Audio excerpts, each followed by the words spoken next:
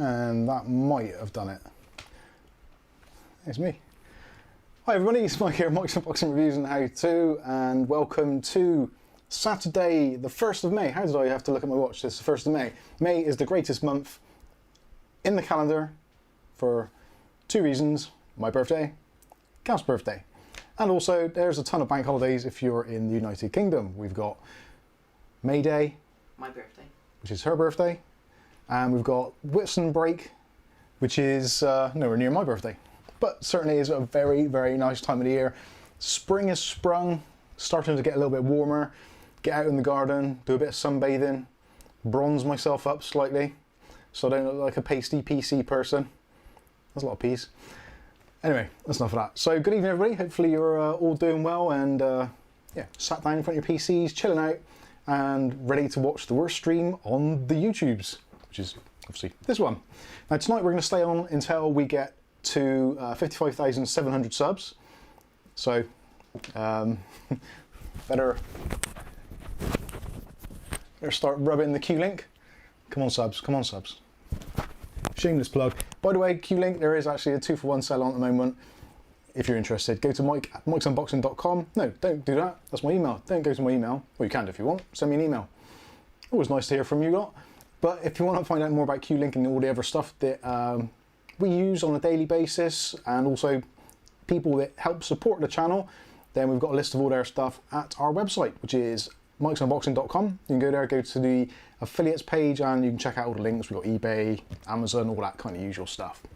So that's the shilling out of the way. Let's get on and say hello to some of you lovely, lovely people that are in the chat tonight. We will be talking tonight about a build that I've got to do, which I'm still not too sure how I feel about it. It will be using the, actually, first of all, I'm going to set up my other camera. Make sure you have the point in the right way. This is moderately impressive.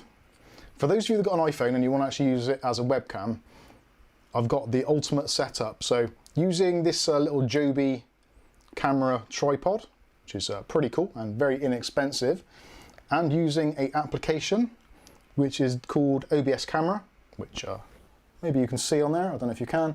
Anyway, go into OBS Camera, hit that, plug in your lightning connection to your telephone, and put it somewhere safe so it's not going to fall over. And in theory, excuse me, and in theory, if I press the right button on here, bada bing, there it is. Oh, it's not liking that. There we go. Oh, we've got some glitching there. I think oh, I know what it is. I set the bitrate way, way too high. That was because I did a review and I was messing around. So the bitrate is currently about 30,000 bits. So let's reduce that down and set that to automatic and hit done. Oh God, I've ruined everything. There we go, that should work properly now. So this is what tonight we're going to be talking about, hopefully. No, you can't see that at all. The Ryzen 3400G. And actually I've got a feeling, I think I've set the camera into 4K mode or something stupid. Anyway, let's try that again. It's a good job I don't have a tech channel, otherwise I would be lethal, I really would. So bitrate. Capture, where's the resolution? Oh, there we are. So resolution, oh no, that is right, it's just, I've probably got settings wrong. Done. Anyway, it's a pretty cool little app. I have been messing around with it to see if I can get a decent picture out of it. Is that better? Android version. Yeah. There we go. For Android, there is actually a version you can use. It's not from the same company, but you can get it. But it actually looks really crisp. I think it's to do with the way I've got my OBS set up. But I was doing some video recording on this, and it actually does look pretty darn amazing. And of course, you can go freehand and move stuff around and yeah, see what's going on. Also, we'll be seeing a little bit of this, possibly, in the build that we're doing. And the CPU. Go on, focus. Oh, I've messed this up. It's something rotten. Anyway, I digress. So let's say hello to some of you in the chat. So we've got. I'll start from the bottom and work my way up because it's just the way we roll. Ugly Bob's with us. Put it back on right screen. Ninja47, Markovsky, Gary. I can never do Sitka. It's one of those. 40 says hi. Kane Southern says hello. Ordinary Dude. Hey, multi 3400G owner here. It's a great little chip. It really is. Kath says Mike is working tomorrow. I'm working every day. Bank holiday weekend, Carlsberg night tonight. I think that may definitely be on the cards. Ugly Bob says, where's stream? Has Kerry stopped streaming then? No, he still streams. He's a very close second. Martin Lowe says, drink time. Antonio says, hello, Mike and Kath. Well, actually, I can put the... I've got a camera there, okay. So now I can actually look at you when I'm reading these out. Well, kind of. So we've got John Sullivan, Angry Doge, True GTA 5, Kath, obviously. Markovsky Blake is with us. Matthew Day. What's Matthew Day having today? Beef and bean chili in the microwave. Getting adventurous when it's 75% off. Hopefully that doesn't have any ill effects. Chili plays havoc with my internal organs. The Matt Prince Bro. That's an interesting name. Mark Berry. And who else we got? JC. YC. Skystalker's with us. Hayden Trent. Who else we got? Cosmic Space Muffin. I said it right this time. I normally get that right. Wrong, even. The other one. The opposite of right. Jad 2019's with us also. Who else we got? Angry Doji said. Yeah, I think that pretty much covers most of you. Danielle Emberley. And who else have we got? Richard says 69th. Nice. And Bob was first. Good on you, Bob. Jad 2016. Isn't there a Jad 2019 as well? Anyway, I'm digressing. So we will be discussing tonight, obviously, your comments and questions as well, because this is a two-way conversation. It's not just me blithering, well, it is actually mostly me blithering away to myself. But if you've got any comments or questions, just stick them in the chat and we'll certainly take a look. Mostly what we're going to try and discuss is going to be the Ryzen 5 3400G and the build that I am kind of putting together, but I'm not too sure whether it works, first of all, in how I want to do it. So essentially what it drills down to is, obviously at the moment processors are scarce-ish. You can buy them, it's not overly difficult, they are a little bit inflated at the moment, but GPUs, as we know, I'm not going to go down that route too much because we pretty much most of you in the chat are going to be well aware that it is it's dire straits, it really is, and that is not a good place to be.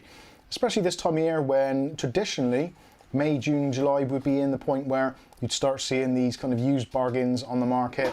Christmas, all that kind of kerfuffles over with. We've had, well, we should have had all the new product releases from kind of March time. So by now, really, we should be start seeing new exciting products on the market, and therefore the older ones reduced in price. And it's basically a PC fest for most people that are into tech. That isn't necessarily true at the moment, as most of you will probably have recognised. It is bloody awful. It is really awful. We're at a point where I've got a PC actually which I'm selling on Facebook Marketplace at the moment. Ryzen 3100, nice all round spec, decent little chassis. Everything is brand new pretty much, give or take. Obviously I've unboxed it, but other than that it's essentially unused. But it's got an RX550 in it, which doesn't entice the kind of buyer that you would want. Whenever you see RX560 or RX470, those kind of lower end cards, you get the people that just want cheap. And I put it on this marketplace for, I think it's £400 for the whole system, which I thought was a reasonably good deal. And immediately within about 3 minutes of it being posted, I get the usual. I'll give you $350 for it tomorrow. What's your best price? So well, my best price is £400, that's what I put it for. I've literally only just listed it, so kind of hold your horses there. And you get the obvious things like, will you take 300 cash? So well, it doesn't matter if it's cash or bank transfer. It makes no difference. It's still spendable beer tokens. So yeah. Birthday beer tokens. I'm yeah. So I'm waiting for that to sell. I've had a few sniffs, not of the PC, of just a few offers that have come in and people saying, oh, I'll come and see it over the weekend or whatever. So far, I'm essentially not responding to anything which is asking stupid prices. It's just, I can't be bothered. I haven't got time for it. So hopefully that's going to go.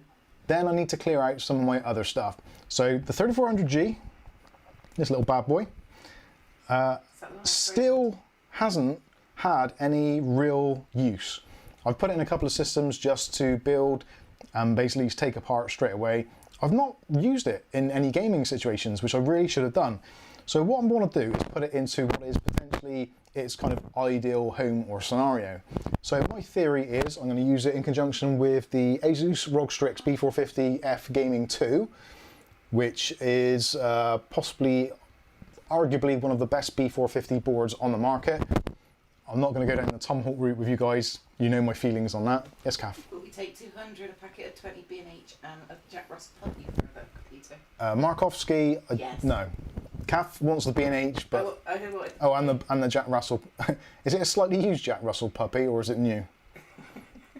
Is it brand new in the box? I'll have it either way. So, yeah. Anyway, moving on. So that is the motherboard I want to use for it. So that is basically... There's not going to be any limitations on that as regard to... What's that? The sound is cutting out a bit. Is it? Sound is cutting out a bit. What is going on? Am I... 1, 2, 3... Oh, I bet the batteries are going flat. I mean, microphone. I don't know. Anyone else suffering from sound? It's probably just the way I sound. It's just Bristolian. It sounds like it's cutting out. It's not. It's just dialect.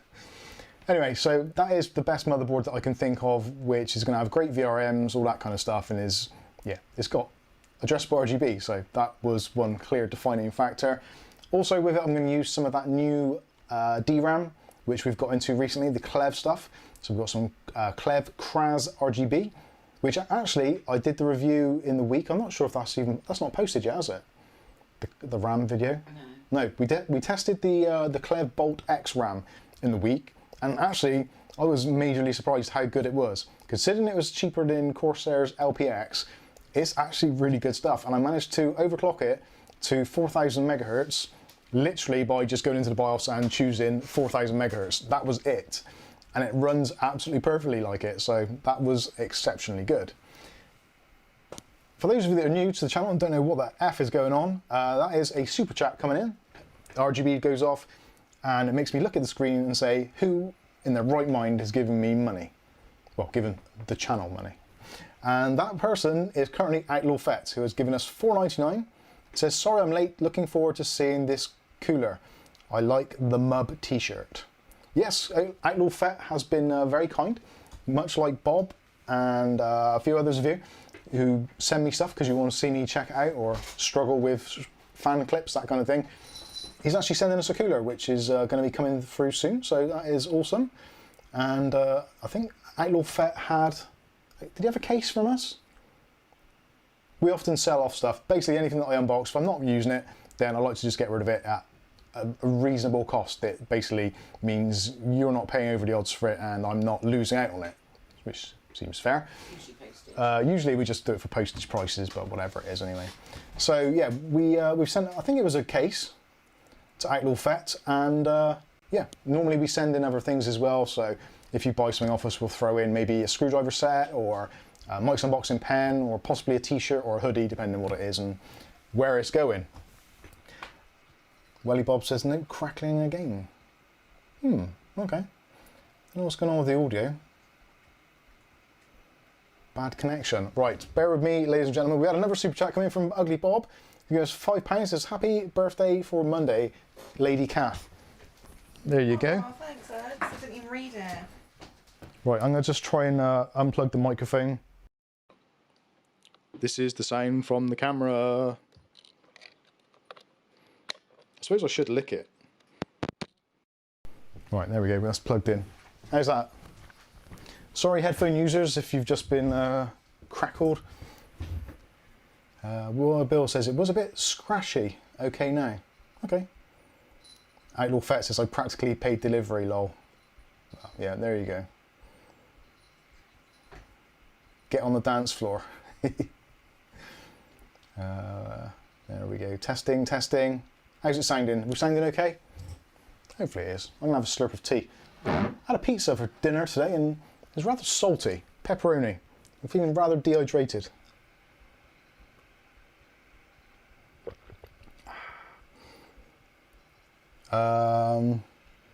Guaitatas, I think I've pronounced that badly, says, I'm still using a Ryzen 5 3400G. That was a great processor. That's probably what I've got. Knowing you. Welly Bob says it sounds good now. Good's okay, good's, I can work with that. Yeah, I don't know why it does that sometimes. Very strange. Anyway, moving on. So that is the motherboard I want to use with that processor. Cooling solution wise, I don't know what to do. Most of the build, the rest of it is going to be pretty much overkill. So I'm likely to be using the EVGA power supply, which actually, sorry Kath, can you pass that over for me please? Yeah, go on then, yeah, do them both. Oh crap, nearly knocked over the camera. Let me unplug that. Yeah. Oh no, another super chat, he says. There's another 79p. At this rate, we'll be able to afford a 4650. Possibly. 40 says, sounds good now. Awesome. Good, good. Dutch Jan says, hi ho, here I am. Mark Berry says, the APU on the 3400G isn't bad at all. Outlaw Fest says, wanted the RGB again. YC says, is an iGPU faster with faster RAM? Yes, it is. Yes, it certainly is. Okay, so this is the power supply that I'll be most likely using. Again, it is pretty much overkill. The principle behind this build I'm doing is the fact that it's going to be relatively high-end parts, but without a graphics card. So power supply wise, we've got a choice of two at the moment. So these are two bargains which we've had in the last couple of days. These are awesome, they really, really are. So we've got the EVGA 550 B5. So this is a bronze rated, fully modular power supply, which we did post on our community tab. So if you're not a subscriber, click on subscribe and the comments thing to get all the notifications. And if I post anything on the community tab, then you will get notified of these bargains. We also post them on Discord as well, so if you're not a member of Discord, then you can head over to there. But not everybody likes the principle of Discord and all that kind of stuff, so totally get you. That is why we're going to be posting things on both formats. So if you're on YouTube, which I guess most of you will be, then you'll get notified of these deals. If you're on Discord, then you'll get them as well. Potentially you get them a little bit quicker, but depends how quickly YouTube sends it down through the kind of algorithm and then out to the end users. Anyway, so power supply wise, both these less than £40 at the moment here in, well, technically not at the moment. At the time that I purchased them this week when they were on offer, they were less than £40. 29 when I found it here.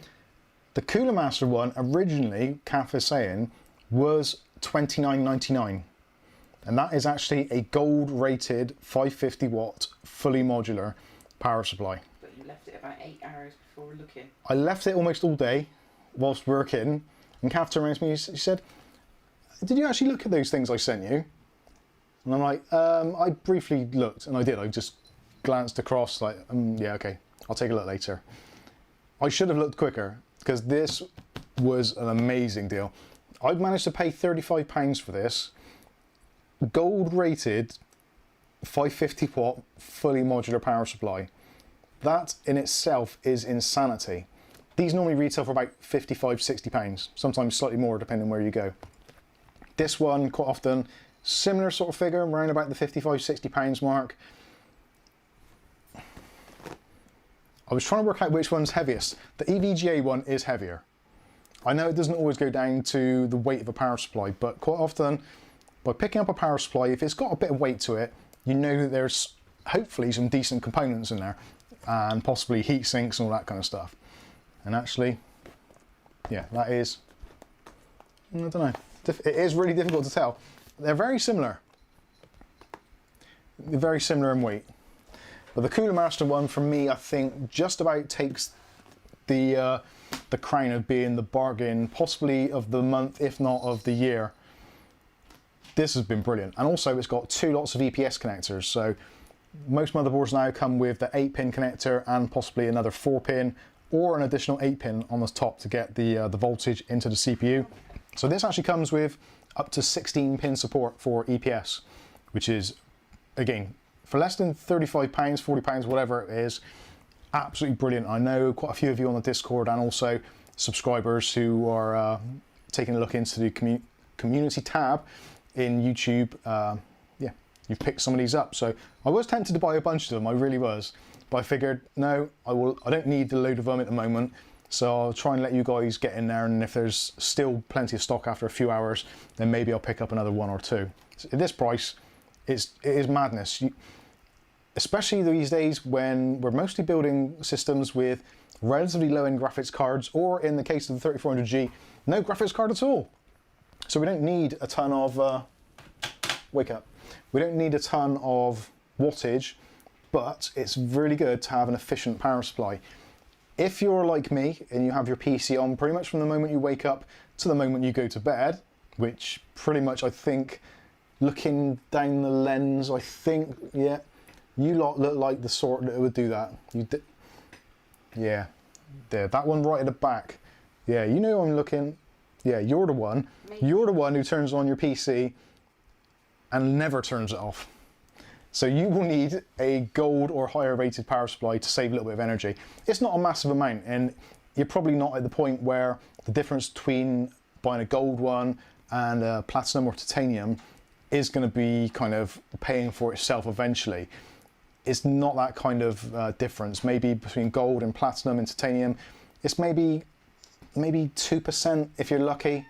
So if you've got your PC on 12 hours a day, 365 days a year, it's probably going to take you a while to pay that off, the difference between them. So the gold power supply is pretty much where the value proposition is.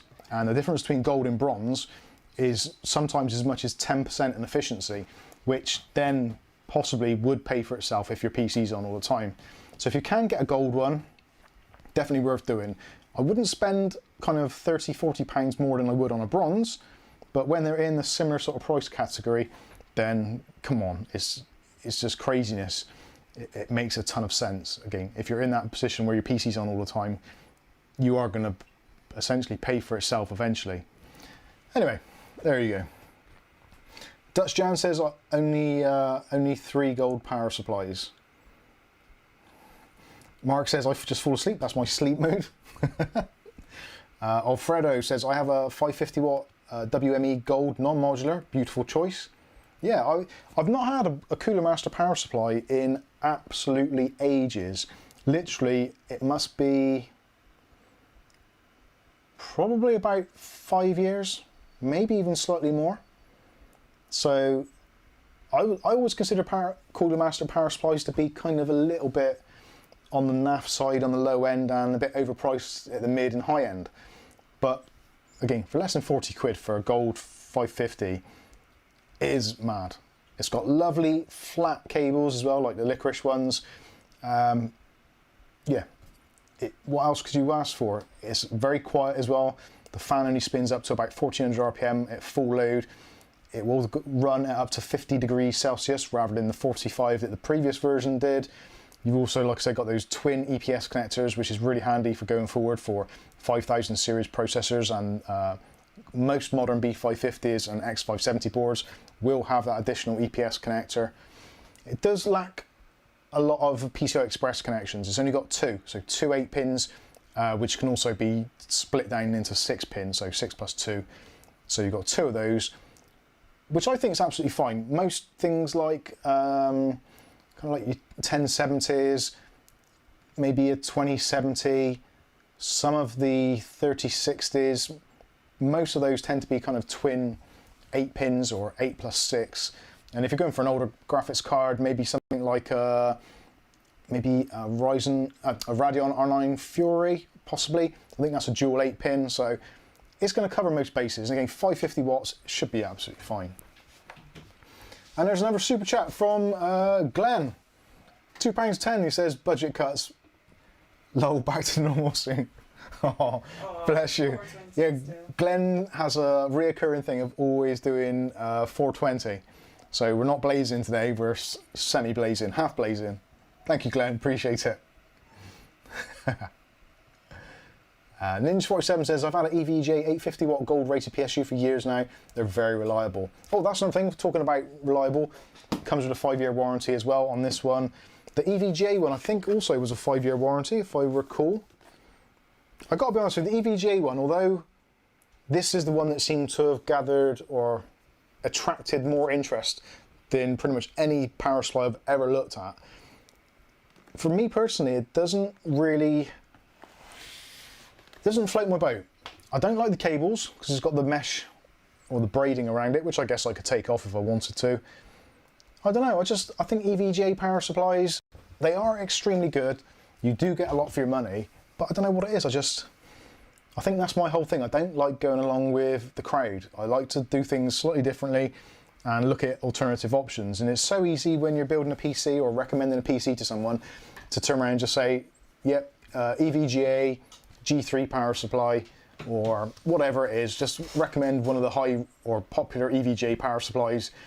You're not going to go wrong, but it just seems like an easy option, almost like a cop-out, when there are so many other potential bargains, again, like this Cooler Master one, which I still can't get over, is absolute mentalness.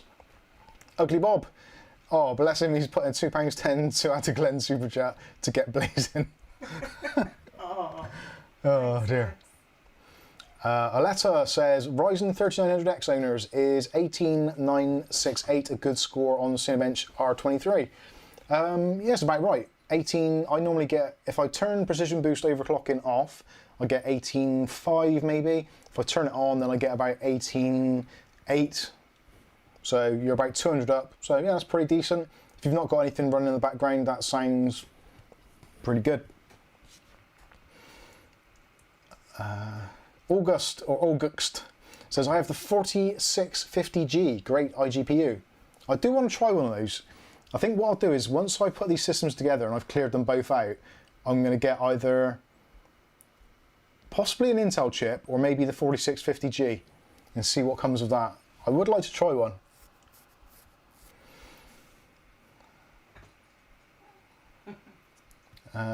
Simon Arden, the legend that is UK Hot Deals' most prolific poster. How you doing, Simon?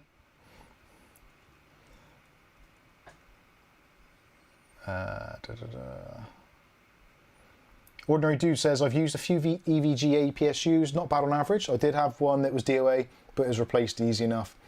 Yeah, I think George's PC, he's got the, I think it's the G3 or a G4, maybe a 600 watt, maybe even 650.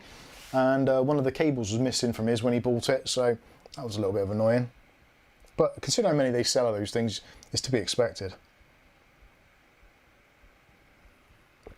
Kieran Atkinson is with us, and he says, I've got a dark flash cooler like the one Mike reviewed inbound, alongside an RGB Snowman. The pure loop I bought from is in my 3400G at the moment.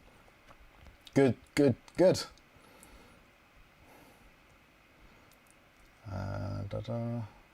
August says, I bought it in combination with a motherboard. I don't think they sell them as retail units. Now the 4650G is essentially an OEM processor, but obviously there's nothing stopping OEMs and system integrators from selling them to the retail market. They are kind of like a grey processor. I'm not too sure how the warranty works with them. I'd imagine it's just a 1-year warranty. Not entirely sure on that. Dutch Jan says, Ryzen 5 2400G with an RX550 is a great combo. It is, but it's one of those combos that the 2400G with a graphics card always makes me feel like you're losing out somewhere. You're not, but you kind of are. It's especially because you've got Vega 11 in there. Has your PC just died? No, it's gone to sleep. I hate sleep. Cav's PC's gone to sleep. It's having a little rest. It's tired from Cav posting all those hot deals. It has restarted, hasn't it? No, it doesn't. Well, I'll sleep. I hate it. Don't know why I stopped going to sleep when it's got Unbelievable. Simon Oren says 1 year, mate, confirmed. Okay, cool. Anyway, the rest of this build that I'm putting together. So one of these power supplies, although potentially if I'm looking at saving a few quid, I might always revert back to the usual. And I'm not very good at this unboxing art. I might go with the Cylon 700 watt. It's 85% efficient, so it's not trash. 700 watts, that's combined. And actually looking, the 12 volt rail on here is 53 amps, which is 630 watts-ish. So it's, you could say that's a 600 watt power supply, really. It's competitive with those, so I might use that. Case-wise, I'm going to put the P400A. Mark Ekron has given us another super chat of $1.99, and he's put a badge on there. Unfortunately, for some reason, the sticker situation messes up the RGB, so Kath, you're going to have to get off your backside and press the button. Actually, don't worry, I'll do it. Hold on a mo. There we go. Can't have you not having RGB when you put a super chat in. We're going manual. In this day of the Internet of Things, I'm pushing buttons by hand. Damir says, the R5 4650G has a 3-year warranty. I have that APU. Is that the 3-year warranty supplied by the person that sold it? Or is that an official AMD warranty? I would be interested to know that. Anyway, there we go. Richard Lucas says, I'd love to be able to get hold of just a 3300X. That is the unicorn of the CPU world, it really is. Actually, have I left my phone on? Yeah, that's going to kill the battery. I just thought about that. It's funny how you have these thoughts when you're in the middle of something. You're like, oh, isn't it charging? did I fart? No, because I didn't have it plugged in. Just running my battery down. Not much though. Anyway, Stefan says, hi Mike and crew, just tuned in. Thank you very much for joining us. Appreciate that. And don't forget, if you're here, if you're new here, don't forget to hit the like button and subscribe button and all that kind of stuff. We're trying to get up to 55,700 subs by the end of the stream. I think it's possible. I think it's doable. So if you're new here, or you just found it, or whatever, or maybe you're just one of those lurkers, click the button. Get off early. Yeah. Or if you just want to get off early, just do it and then go. Sub and go on. No, do stick around. Stuart Cleary's given us €10 and says, hey all, missed the first half an hour. We just got in with a load of groceries. Mike, you look like you've had a good bit of time in the sun. We have had a bit of sun. Last week though, not this week. Yeah, that was last week. It's kind of, I think it's my, it's just developing, I think, as it goes along. Oh, that's worked. I have TTT. God bless you. So, Outlaw Fett says, we need Mike to be as big as Linus Tech Tips. I think we might take a little while to catch up there. It might take a while. I think Linus would have to retire, sell the business to the Russians, start broadcasting the channel in Swahili in order for them to lose enough subs for us to eventually catch up. You never know, it might happen, but I don't think so. Ugly Bob says, is he peeling yet, Kath? No, not yet. Only banana. So, case-wise, in this hypothetical build which we'll be doing shortly, well, I'm going to do the live build next week. I'm definitely going to do it. Kath's putting her hand up. Shanks Z Gaming, subscribed and liked. Thank you. Is it possible to mine crypto without GPUs? Is it possible to mine crypto without GPUs? Technically, yes. Not as easy, because it's very easy to mine with a GPU because you can just sign up to like NiceHash or something, do that. If you want to do it with a CPU, you need a certain type of CPU, and there's certain coins you can mine. That is going to be the big thing, mining coins on CPUs and also on hard drives and RAM. Wherever that's possible, it's going to happen. It will happen eventually. Chia mining? Chia mining, definitely. Yeah, that is going to be a thing that will change over. And Simon Arden asks your thoughts on 4350G. My thoughts on the 4350G. I guess that is effectively going to be the same as the 3400G to some extent, with possibly a slightly better IPC, and I'm not entirely sure. I'm looking forward to these new CPUs coming, but it's going to take a while. Anyway, going back to the case, so I'm going to be using the Fantex, the P400A digital, which is probably, again, massive overkill, but that is the kind of theme of this. So I'm going slightly overboard. Cooling wise, I'm not sure. I think possibly the up here cooler, the one that I reviewed with the slightly uneven base plate, because I've done a little bit more lapping on that this weekend. Actually got some wet and dry paper on the desk and just smoothed it off a bit just to give it a nice finish. So chances are I'm going to use that in the build. So nice 120mm RGB fan, or addressable RGB fan. We're going to have the addressable RGB fans of the Fantex P400 digital as well. So that's going to kind of tie in nice. Obviously the motherboard has got an addressable RGB header as well, so we can tie it all together nicely with that. Storage wise, probably going to go with a 512 NVMe, or possibly I might stick in the 1TB TC Sunbow, the X3 drive, which is a 2.5-inch SSD. But still, I think for a 3400G, we're not really going to bottleneck transfer speeds in gaming with that chip. 500 megs per second is going to be fine. It really is. I'm more kind of, I want to see how well it goes. I've seen so many reviews and so many benchmarks and so many videos of the 3400G and people playing games and stuff, but you never really get a feel for how it performs, which is one thing why I try desperately not to do benchmarks on the channel, because a benchmark means jack. Unless you get the exact same machine in the exact same configuration with the exact same settings, it's unlikely even then that you'll see exactly the same frame rates. It just doesn't work. So unless you're directly comparing the exact same situation with the same Windows updates and all that kind of stuff on the same system, you don't get the real differences. And if it's only like a couple of frames per second, then you wouldn't anyway. What's my calf? Your room looks a bit dark again, slightly. It does look a bit dark. Is that thing? Maybe. It does look a bit dark. I changed the ISO on the camera. But it's because we only have one light on. Yeah, only one light on because Calf can't be arsed to come over to this side of the room. Blame Calf. It's cosy and... It's compact and bijou in here. Yeah, for so, yeah. chatty night. Frames per second and stuff like that means nothing. What actually makes a difference is how a game feels. I've played on games where I've been getting 300 frames per second and it's felt like absolute crap. Conversely, I've played games which I've been playing at 30, 40 frames per second and it's felt smooth. So going by frames, although the internet has led us to believe that ultimately that is what we should use to differentiate purchases, I don't think it is. Again, I don't want to follow the crowd. I don't want to be another one of the sheep that just goes through and, yep, here's the benchmarks, this is how it performs, you're going to love it because it performs 10 FPS better than this, buy this one, not that one. I go by the feel. I really do. It's like when you go to buy fruit. You don't look at a banana and go, yeah, that looks awesome.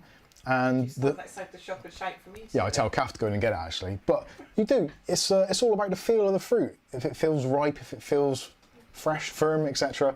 This is not a good analogy. I'm going to stop. Say about when you went in the butcher. We did actually. We went to the local greengrocers. That's what they're called. In our high street. I had to think what they're called then. And there's a butcher's next door. So I wanted a pie, obviously. So you sent me. And Kath wanted strawberries. So Kath went and got strawberries, and I was like, "Oh, while you're in there, get me a mango." I don't know.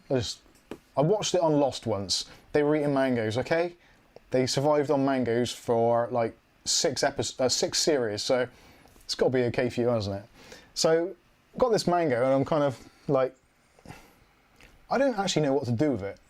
Do I peel it? Do you eat it how as it is? I don't know. I'm an idiot. So Kath was in the butcher's buying some pasties, because obviously pasties, and we got into a discussion with the owner, saying I've got to have something unhealthy to wash down this mango. And then I said to the guy, in all genuine sincerity, I said, actually, out of interest, what do you do with a mango? Do you have to peel it or something? And he was pissing himself. Literally pissing himself. He had to put his knife down. He was like laughing so hard. And he's like, oh, good one, good one. So we still don't. And I still don't know. I still have not got any idea. Kath walked away, paid for the pasties, we walked away, and I was like, Kath, I still don't know what the hell I'm supposed to do with this legendary fruit. I'm assuming it is a fruit, it's not a legume or something stupid, is it? No. It can't be, can it? It must be a fruit. Mango's a fruit, right? Of course it is. Get the mango, let's find out. Let's see what the deal is. Get a knife as well. And you can cut it live on air. Oh dear. Happy Lenny B says, what is that case in the background? A lot of people ask that question actually. And if I go to that one there, it might even focus, you never know. It's nice and soft. It'll focus on my hand, it won't focus on the screen. The case is the Techwear VXR. It's actually a really nice one. Pierre Play says, stop it, I have strained a muscle in my back and I can't laugh, otherwise it hurts. Sorry. Mike's unboxing does a mango. This is feeling a bit squishy now. So is that gone off now? No, that's ripe now. Because it feels a bit squishy. Yeah, it's meant to feel, that's nice, that's ripe. That's ripe, is it? Okay. Because I'm a bit concerned that it's green on that side, but it's red on that side.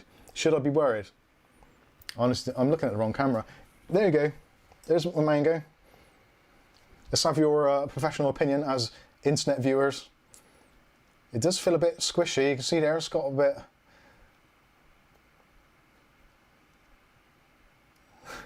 I'll read the comments. Unboxing mangoes. Mangoes are awesome, says Ugly Bob. I like mango chutney, and I like Coca-Cola that's got mango in it. I don't know if I like actual mango. Potentially I might not, which is why I'm a little bit scared and I don't want to... I guess I'm thinking I've got a kind of like a pineapple, you've got to cut it open and scoop out the insides. It's not like a coconut, is it, where you open it and like mango juice goes everywhere? Because that would be awful. That'd go everywhere. Blake says, essentially you scoop the flesh out, beware it's slippery as F. Okay. Bin it and have a healthy meat pie. Sophie Broxley says, what are you doing? I don't know, is the honest answer. Will it grow in the UK, Mark? Will it, I don't know. Plant the seeds, Don't call me... grow easy. Plant the seeds, it will grow easy. I didn't call you... What, I can have an actual mango tree in my garden? That would really piss the neighbours off. I want one. I want one. Sorry, Pat and Dave, if you're watching. Or Claire and Henry, obviously.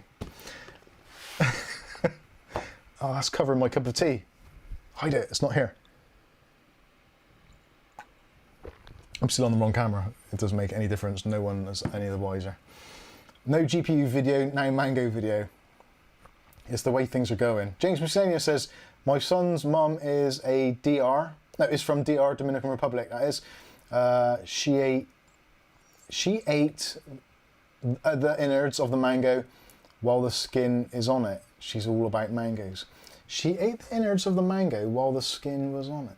How did you even do that? Okay. Hayden Trent says, bin it, have a healthy meat pie. I'm tempted.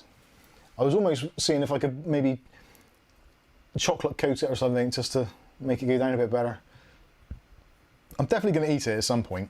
I might eat it in the build, when I do the live build. Can you play Tomb Raider on it? Can it play Tomb Raider? No, but it has got RTX. You can see the ray traced light things of light on it. With a straw. With a straw? Don't have a straw. Can I like squish it around like loads like that and then stuff a not screwdriver, the other one, a straw into it? That would be awesome because I could just drink it. I don't think I like mango though. Doesn't smell of anything. Oh, it does a bit. No, it doesn't. I'm lying to myself. Anyway, moving on. Let's answer some of your questions. So, we're going to be using the Fantex case. How we segue into that, I really don't know. I'll bruise the... Okay. Kath, I don't understand what they're talking about. I don't get it. You're mushing it all up. Oh, well, yeah, I am. Obviously, I've got to feel it, make sure it's going back to the whole... Actually, what was it we were even talking about squishing before? You have to squeeze it to see if it's good? I don't know, no. I can't remember either. Someone's got to let me know in the comments because I have lost my shit. I really have.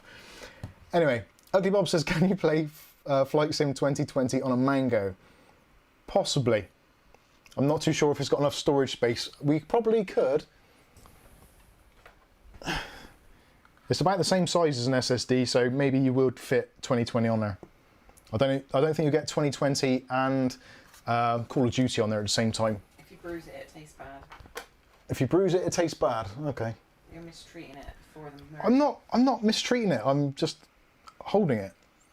I'm caressing it carefully, maybe. Put it down. All right, I'll put it down. Step away from the mango.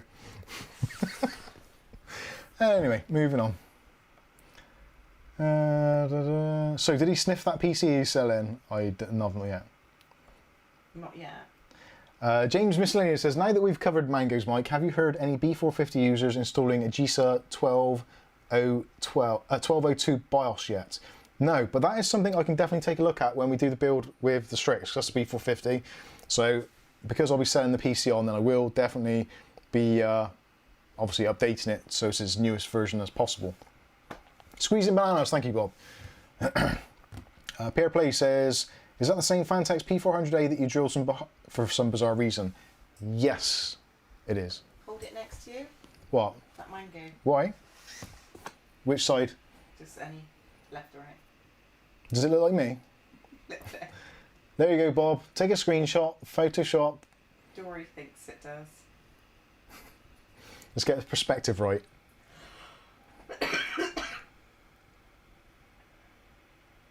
There we go. Mike's unboxing and mango reviews.com. Tristan G says Mike is mistreating the mango, punishing it before the murder.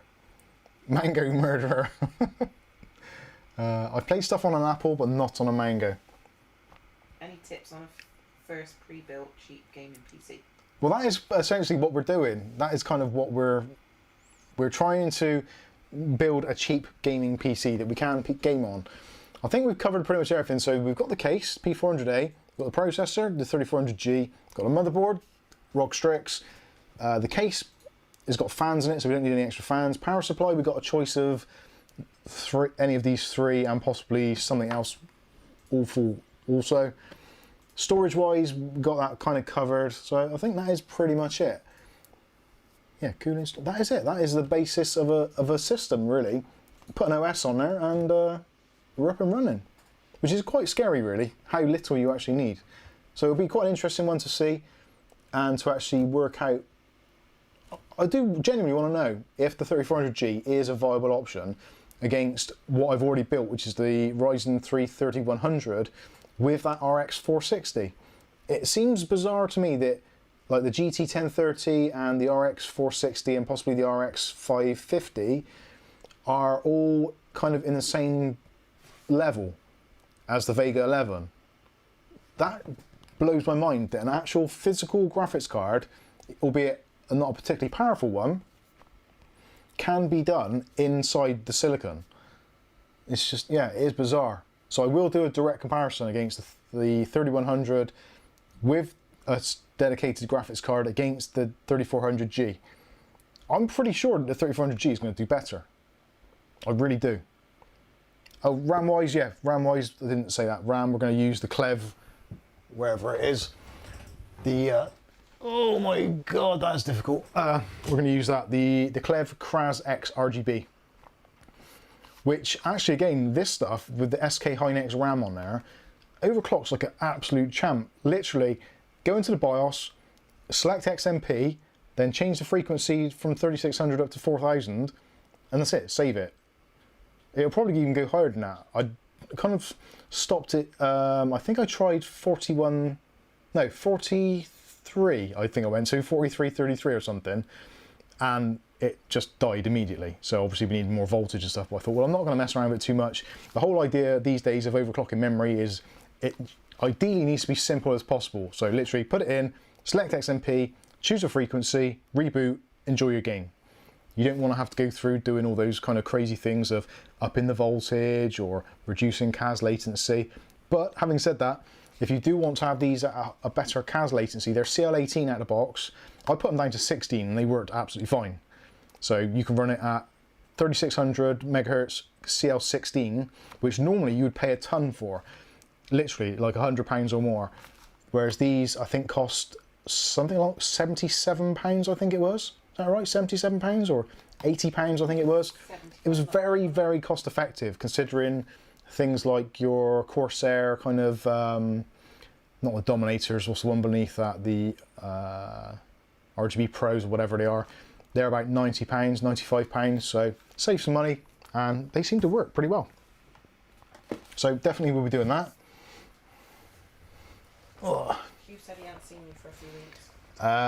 Cosmic Space Mother says, why would you do that? You break the Infinity Fabric. Now that was the other point. I did actually change the Infinity Fabric on the 3100 whilst I was doing it. I set it to 1900, and again, I set it, yeah, set the RAM to 3800. I set the Infinity Fabric to 1900, and I set the processor to 4000, just with the stock cooler, and it ran absolutely fine. Those 3100s are absolute, well, they're just insane. Vengeance, thank you, Cosmic.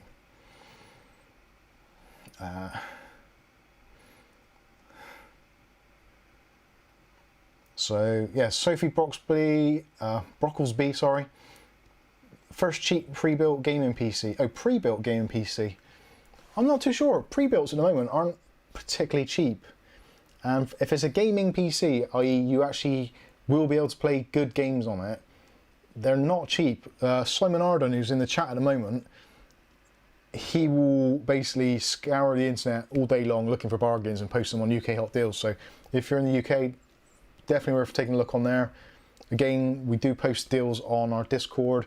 Kath also posts them on ShopSmart as well. So if you haven't actually seen our ShopSmart channel and you want a little bit more of a wider net of bargains, UK only. it's UK only, but it's tech stuff, homewares, beers, spirits, food, all kinds of stuff. Kath's looking at me like, what the hell is he talking about? You crazy ass fool, damn apricot full face looking mother. No food and no mango. No, there's no mangoes on the ShopSmart channel as of yet. I might sign this one with a Sharpie and then maybe someone can buy it. We'll have to flatten it. James Miscellaneous says, when is Bob going to be a guest on the show? Whenever he wants to. Can't you connect now? You probably could actually if I knew how to. I need some software to do that, I think. Wait a minute, George is just getting some ice. Concept of other people they do not have. George, say hello. Hello. There you go. See, he's not a figment of my imagination. He's an actual, real-life human being. Ice-drinking human. Ice-drinking human being. Mr. Ghost Adder is with us. Hello, Ghost Adder. Ghost Adder is one of the moderators on our Discord. Ghost Adder said hi to you, George.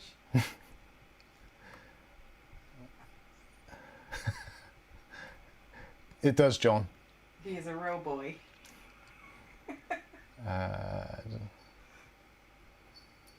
James Miscellaneous talking about this update for the AGESA code. So for those who are not sure what AGESA is, basically AGESA is kind of like the motherboard's kind of firmware to some extent. So if you think of every processor, much like a driver for your graphics card. So when you install an NVIDIA driver, not only does it install the driver for your particular model of graphics card, there's also support in there for a whole bunch of other cards in various formats.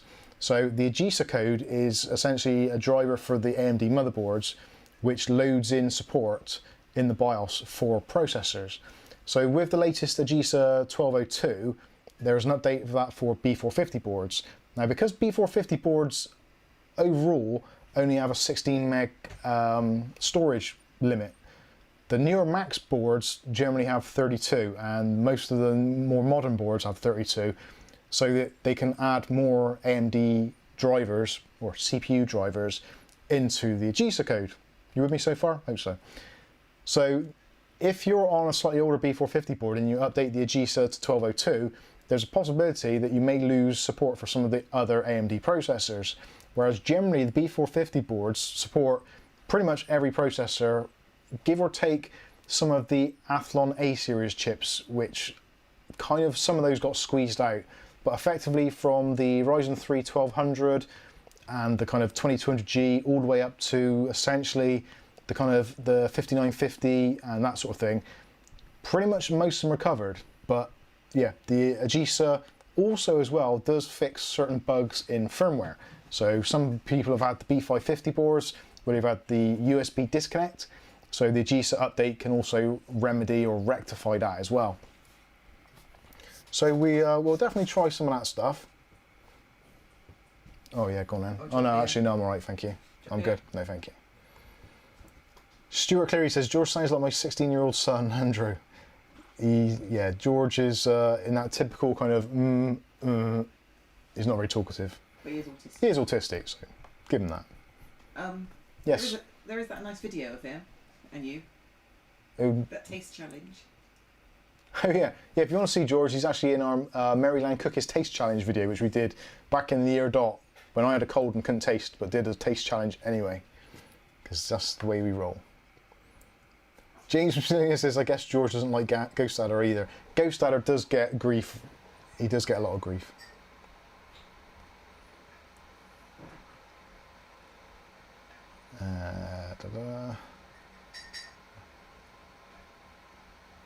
Oh yeah, Ordinary Dude says also Gigabyte has enabled official 3000 APU support on most of their B550 boards.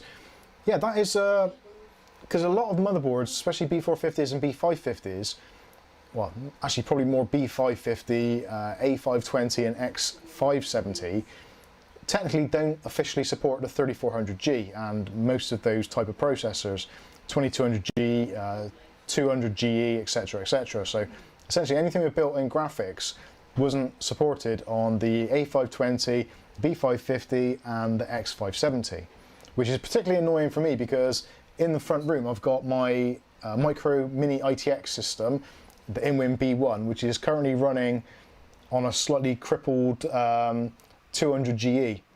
I wanted to put the 3400G in there and actually use it as a proper little gaming PC, but it's a B550 from ASRock, it's the B550 ITX AC, and it just doesn't seem to like basically anything. So it's either rebuild it into another case, which won't fit in its location, or wait for some sort of BIOS update. So that'd be an interesting one actually. Let's, I'm gonna have a look at that now. So let's see, have I got a thing? Have I got a thing? Yes, there we go. There's an incognito tab. So if I press number 3, hey, there we go.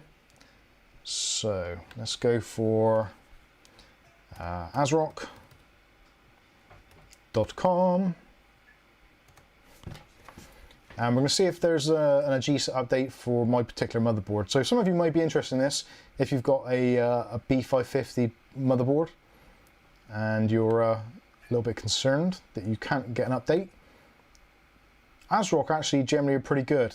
Gigabyte often are quite good. I find this Asus and MSI that they kind of really do tend to lag a little bit in terms of support. And so what board is it? It's not any of those. It's not an Aqua. Let's go by socket. AM3, why do I click on AM3 Plus? I am actually losing my mind. So this, my board is the ITX. So actually let's go to ITX and that should narrow it down considerably. There I think it's that one. Or did I get an A520? No, it must be a B550. That looks right. Someone tell me in the chat, is that the board I've got? I don't know. Oh, I suppose it's better accept that. Let's go to support. And let's look at CPU support list. This would be interesting. So we're looking for a 3400G. So they've got the 4000 series in there, which makes sense because they're based around the 3000 series architecture. But no, as it stands, still nothing for, unless I'm going a bit blind. No, nothing there. So officially still no support for the 3400G. Although technically saying that, obviously the 200GE isn't listed there either, and that actually works to some extent. So let's have a look in BIOS and see if they've added anything else. So there's a GSA combo 1.200. No option for a beta at the moment. So that's unfortunate. Damn it. Now, I wonder if the same can be said for the A520. Because the A520, I believe, has got lesser CPU lanes. Or whatever you want to call them. I don't really want to have to buy another motherboard just to get that system running, but if that's what it takes, gosh darn it, I'll do it. Oh dear, here we go. Where's A520? A520 is not even listed there, is it? Oh, there we go. A520. The only board. Sky Stalkers give us 20 Canadian dollars. If we go back to number 2, there we go. You see, there's the RGB light show.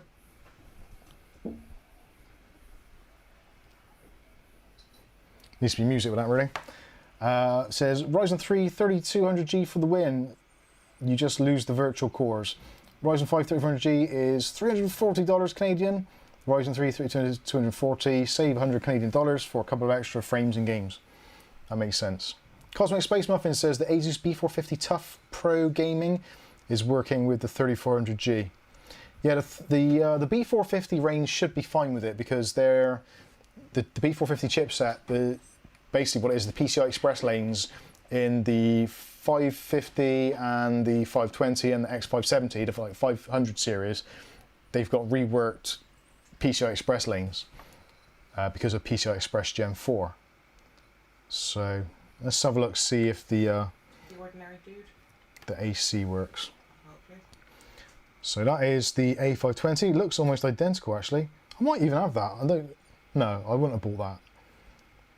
I don't think I would have. So let's have a look in CPU support list if it's in here. Gonna have to buy one. Yay! Luckily it's not, so I don't have to buy one. Thank God for that. I don't want to buy that. I really don't. So anyway, that was a pointless exercise. Thank you all for bearing with me. Hayden says, I bought that A320M for 33 quid, ain't come yet. Yeah, that was another one we listed recently. There was there's been two recently. There was the MSI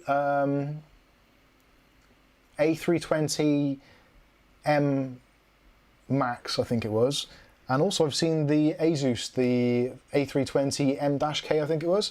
Both for around about 30 quid. Which, if you just want to get a system up and running, that's pretty darn good.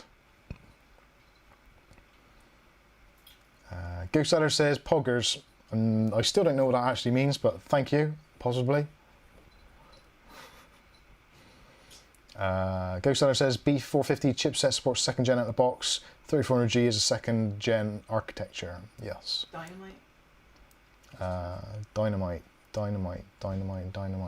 Dynamite, any thoughts on Alienware M17R4? Worth the money, and does it not having a mux switch matter? I'm not even sure what the Alienware M17R4 is, to be honest with you. I don't know. I've no idea, sorry. Not even... What is that? Is that a laptop? I don't know. Or is it a screen? No. Can't be. Aletta says, just bought a AMD Ryzen 3 3200G, HP 27-inch IPS monitor, Antec Dart Phantom DP502 Flux mid-tower, and Thermaltake Pacific PETG hard tubing for under $500. That's pretty cool. Dynamite said yes. Gaming laptop by Dell. Ah, right, okay. Sorry, Dynamite, I have no idea. I've not seen it, I know nothing about it, sorry. Cosmic Space Muffin says it's slang for mango. Oh, right, okay. Pogger. Nice. I know it's not. Hello. Gaming Wolf says, is the B450 Steel Legend motherboard good? Yes, it is. Yeah, the B450 Steel Legend is one of those boards which I actually reviewed. It was a gift to one of the Discord members from another Discord member, and it kind of stopped by me for a review. And actually, it's one of the few boards which I've reviewed that I've not actually owned myself, that I do wish I had or would have kept. Markovsky says I use the ASRock X300 with mine. Nice. Mark Berry says my son has the B450M Steel Legend Mobo and it's very good. Yeah, it's pretty good.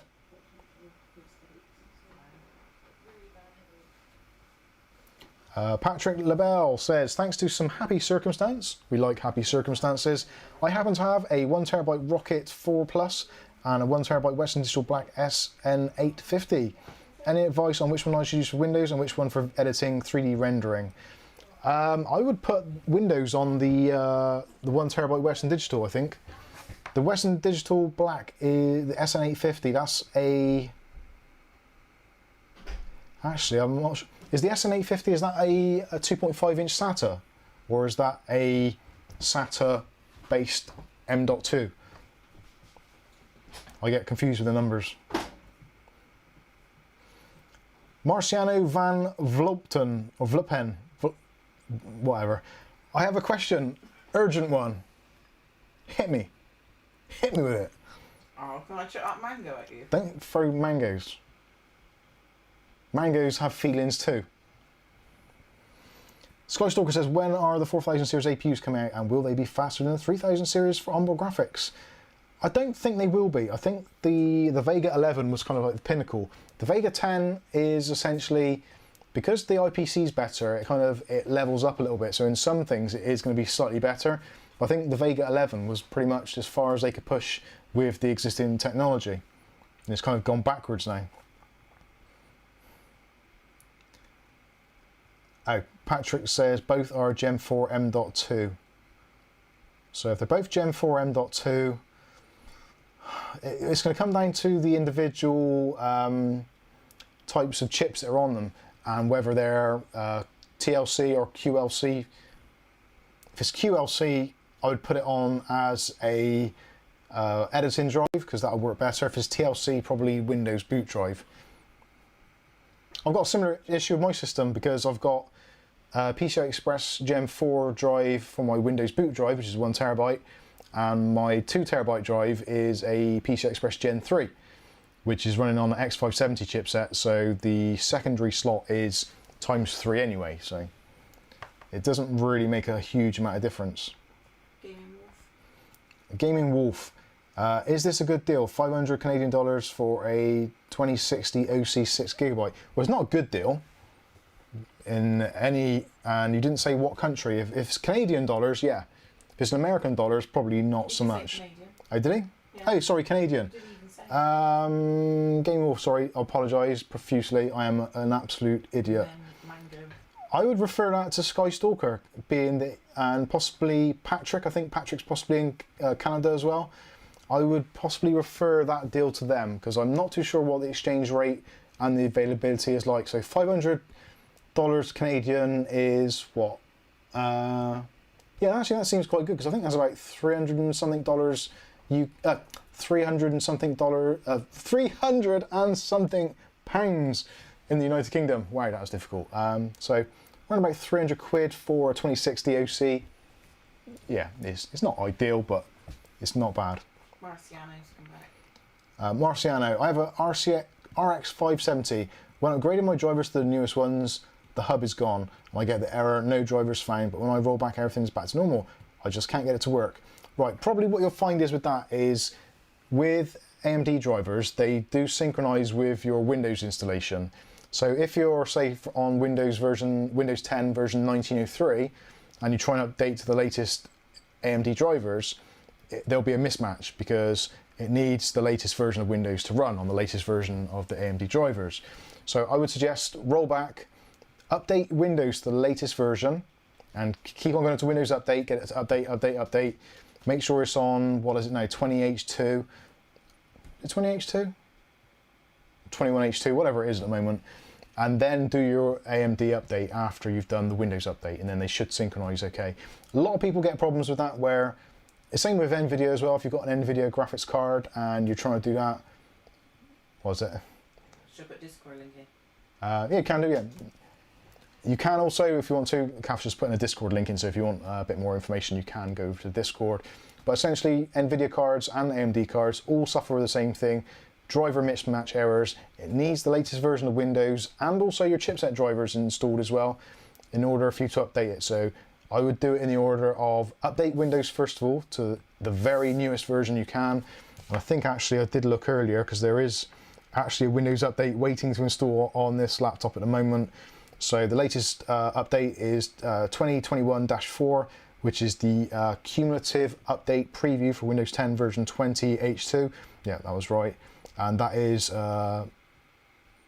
KB 5001391, which optional to download and install at the moment. So that is what you want to do. Go to Windows Updates, update Windows to the very, very, very latest version you've got, and then do things like your chipset drivers next, do a reboot, then try and do the AMD install, and you should find this absolutely fine. But make sure you've got your chipset drivers installed, make sure you've got your Windows updates to the latest version. If there's some reason why you can't update Windows, then you are going to have to find yourself stuck on that particular AMD version, because you will get the driver mismatch thing happen. It happens all the time. So yeah, look out for that. Mark Berry. Mark Berry. All right. Kenny D answered, no, it's gone. So Gaming Wolf said, yeah. Ugly Bob says about 300 quid for that previous question. So yeah, 300 quid for a 2060. That's pretty awesome. I'd buy one. As long as it's not wrecked. Wildlife Snapper 1 says, good evening. Howdy, Snapper. Tristan's off. Thanks, Tristan.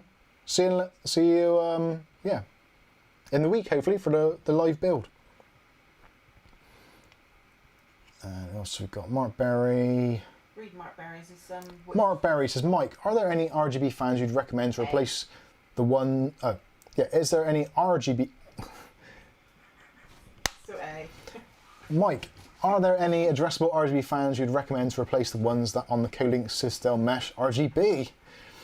I'd like to sync the fans with the motherboard addressable RGB and be able to control the fans in the BIOS. 30 to 40 quid budget, lol. It's been recommended the up ears, but... The up here, I did it myself, so I can certainly recommend it.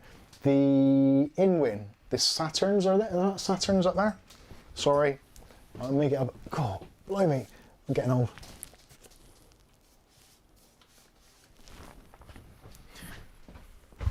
Oh, sauce potatoes. Nope, just the Willie's trousers hang. So, I used the Saturn, the ASN 140s, I think. I did a video on it. I did actually in a live stream as well. The ASN 140s in there were bloody great. I'm sure it's the 140s. It might have been the 120s. I'm sure it's 140s because the box looks knackered where I've been messing around with it. So yeah, the ASN 140s, you can put two 140s up front, put a single 140 in the back. As long as you haven't got a vertical GPU mount, you can do that. And those things move an absolute metric shit ton of air. They really do. And also you can use the daisy chain feature as well, so you don't have to worry about too much cabling. Those definitely, I think these Saturn fans have been really super popular as well. I think even like most live streams we get probably in the region of about maybe 1,500, 2,000 views on a video. For some reason when we did the Saturn ASM 140s we got like 10,000 views on that stream. So they appear to be very popular, and for good reason. They worked really well. I don't think they're particularly cheap, so you might have to stretch your budget a little bit, or possibly go with the 120s, which how many views? are maybe better. Total views was about 10k. What, on the live stream? Yeah. 2.4. No, but if you take into account the ones actually after, that's the... I'm sure, let's see, bear with me a second, caller. I'm gonna have a look. I did look at this earlier. That's that.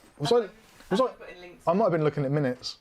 I'm going to find out now because I'm sure it was that one, because I did look on my my video dashboard. So where are you? Videos, live, sort by most viewed. Sorry, I was just putting the links in. Oh yeah, what was I looking at then? Building. Oh no, sorry, no, just under 5,000, so 4,700 views.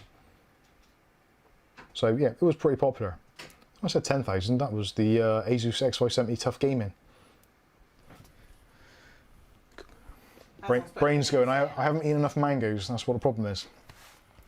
So anyway, those are the, that's what I'd recommend. Those Saturn fans are brilliant. I've still yet to find a case that I can actually, does look what? Pretty dark, Chris has said. Does it? Why is it so dark in there? It does look quite dark on my phone, but not on there. Right, yeah, your screen's ruined. Hold the line cooler.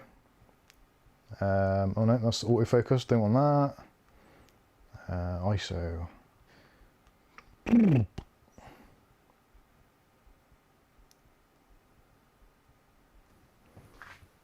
There we go. There, is that better? Is that brighter? That appears to be a little brighter, I think. Are we happy? Stuart Cleary, yes, it's darker than usual. Okay.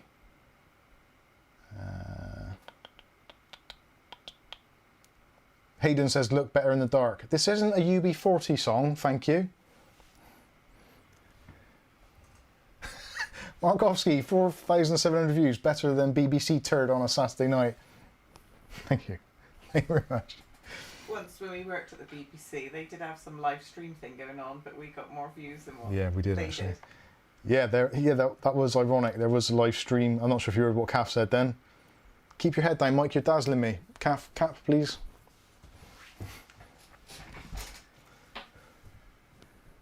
Thank you.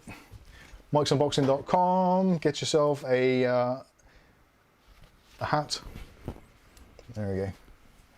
How's that work out for you? Got my B-boy style going on. This is to prevent you getting sunstroke on the back of your neck, which is an occupational hazard for those follically challenged. So, where are we? Better. Okay. Blah, blah, blah. Hugh Luttrell says, talking about the 3400G, as we are, I get a better picture quality on Linux Mint, that's definitely not a thing, Linux Mint 20 than on Win 10. I have no idea why. That is definitely a thing. That is definitely a thing. You do find, I used to find that years ago, back when I was a boy, you'd find that AMD graphics cards would give you better color on a monitor than an NVIDIA or, say for instance, a Voodoo card or some, I'm trying to think what other cards there were. God, mine's a blank. S3 Trio, maybe. So various other cards that are available, Matrox, Mystiques, all those kinds of things, those really old school cards. You would find that if you installed an ATI card, on most CRT monitors, the AMD card would look slightly more colourful and it was less muted. There was a reason for that as well, because originally the AMD cards were one of the first ones to support 32-bit in 3D and also in the Windows desktop, whereas things like the Voodoo cards were limited to 16-bit colour. So there was definitely that. Skystoker says, "Oh, I need to order a hat." I am considering getting. Oh, what's that, Kath? Oh yeah, you can. Yeah, you can. If you scroll down underneath this video right now, you'll see underneath there's a link to the shop, and you can see all the stuff that's available there. Ugly Bob says, I got myself the sticker bag and a water bottle ordered yesterday. Awesome. I've actually got a sticker on the back of my laptop. Mike's Unboxing sticker. That's going to damage the resale value of the laptop. Or if you get like a Linus. Yeah. Like double it. Yeah. If you get a Linus Tech Tips one, you'll be right. Just buy one to stick over the top. Anyway, I'm losing the plot now. Da-da. What was I saying? I don't even know. Does anybody know what I was saying? I've got no idea.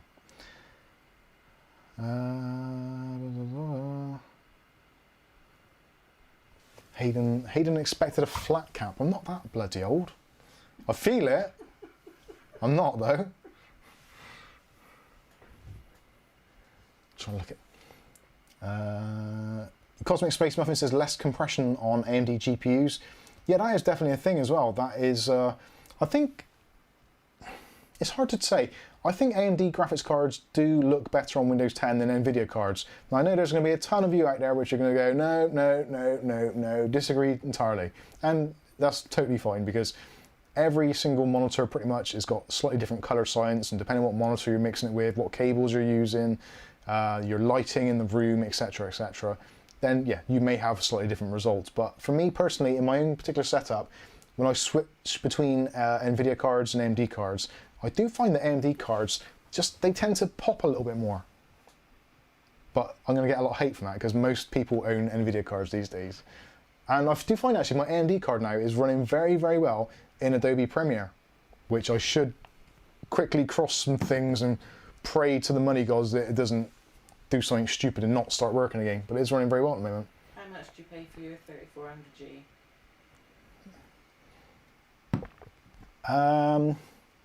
The 3400G I bought as a bundle with a Gigabyte B450 motherboard as well. I think it was 179 or 189 for the two. So I kind of worked out the motherboard was worth about 50. So in the region of about 130 to 140, I think the processor owes me, or is kind of worth. It's hard to buy one actually as a standalone unit these days, but I think I have seen them for about 150 at the lowest. Skystalker says the Mub Store equals the LTT store. A retail empire is born. We have actually, despite the fact that we've got the global store, which is linked underneath the videos and also from our mikesunboxing.com website, we are also still getting our own custom stuff ordered in.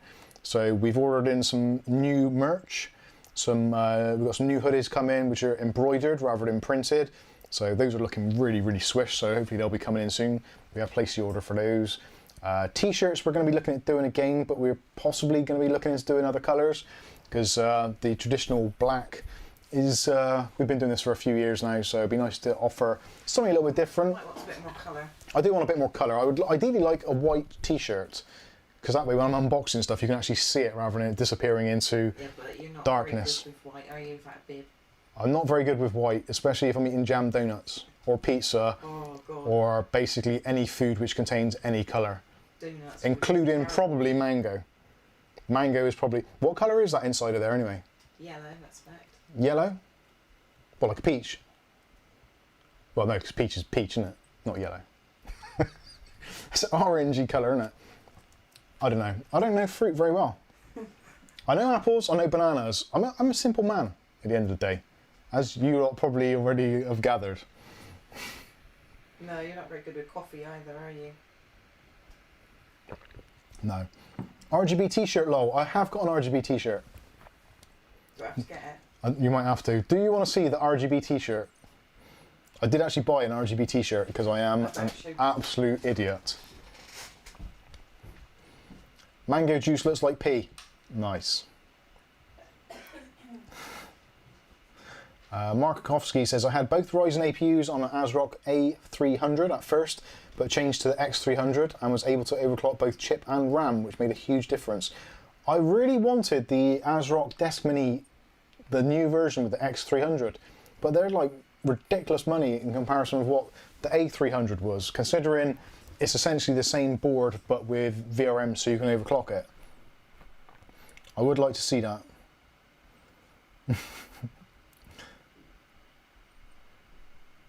No, I've never eaten mango, not as a standalone individual byproduct of a tree. I've eaten it in chutney and I've had it in mango flavoured drinks. Five Alive, I think, was one of them years ago. Those of you that are old enough to know, in the United Kingdom there was a drink called Five Alive, which was a blend of tropical fruits, kind of like Lilt, I guess, but not sparkling.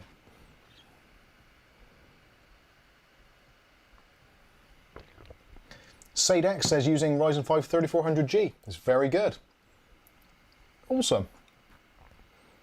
Mango is very nice. I think it is. I don't like peach. Umbongo, they drink it in the Congo. Like it.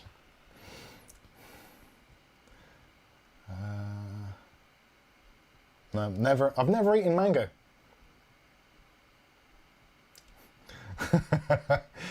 Cosmic Space Muffin has got a very, it doesn't like RGB. There's some people out there that just do not get or like RGB, and I totally understand. In actual fact, this, I've got to the point where I'm actually thinking that the original 12 volt RGB actually looks nicer than addressable.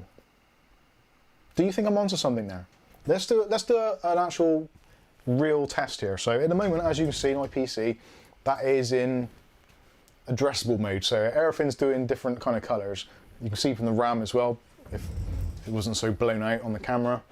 So let's go into Mystic Light and let's do color shift. I think it's color shift. Update. There we go. So that is what RGB used to look like when I was a boy. There you go, you can see it a bit, but oh, you can't see it there because that light's black. Kath, can you turn that light off a second, please? Thank you. There you go. You can see a bit better now. Proper old school RGB there. It's nice to have the option of addressable, but I think normal RGB just looks nice. There's something about it. Actually, you can just see. Here's my chair, just to prove that I do actually use these things that I get sent. There's the mesh chair. And there in the background, well, you can't really see it, but there's my, that's the case that I reviewed recently, the Neutron Labs.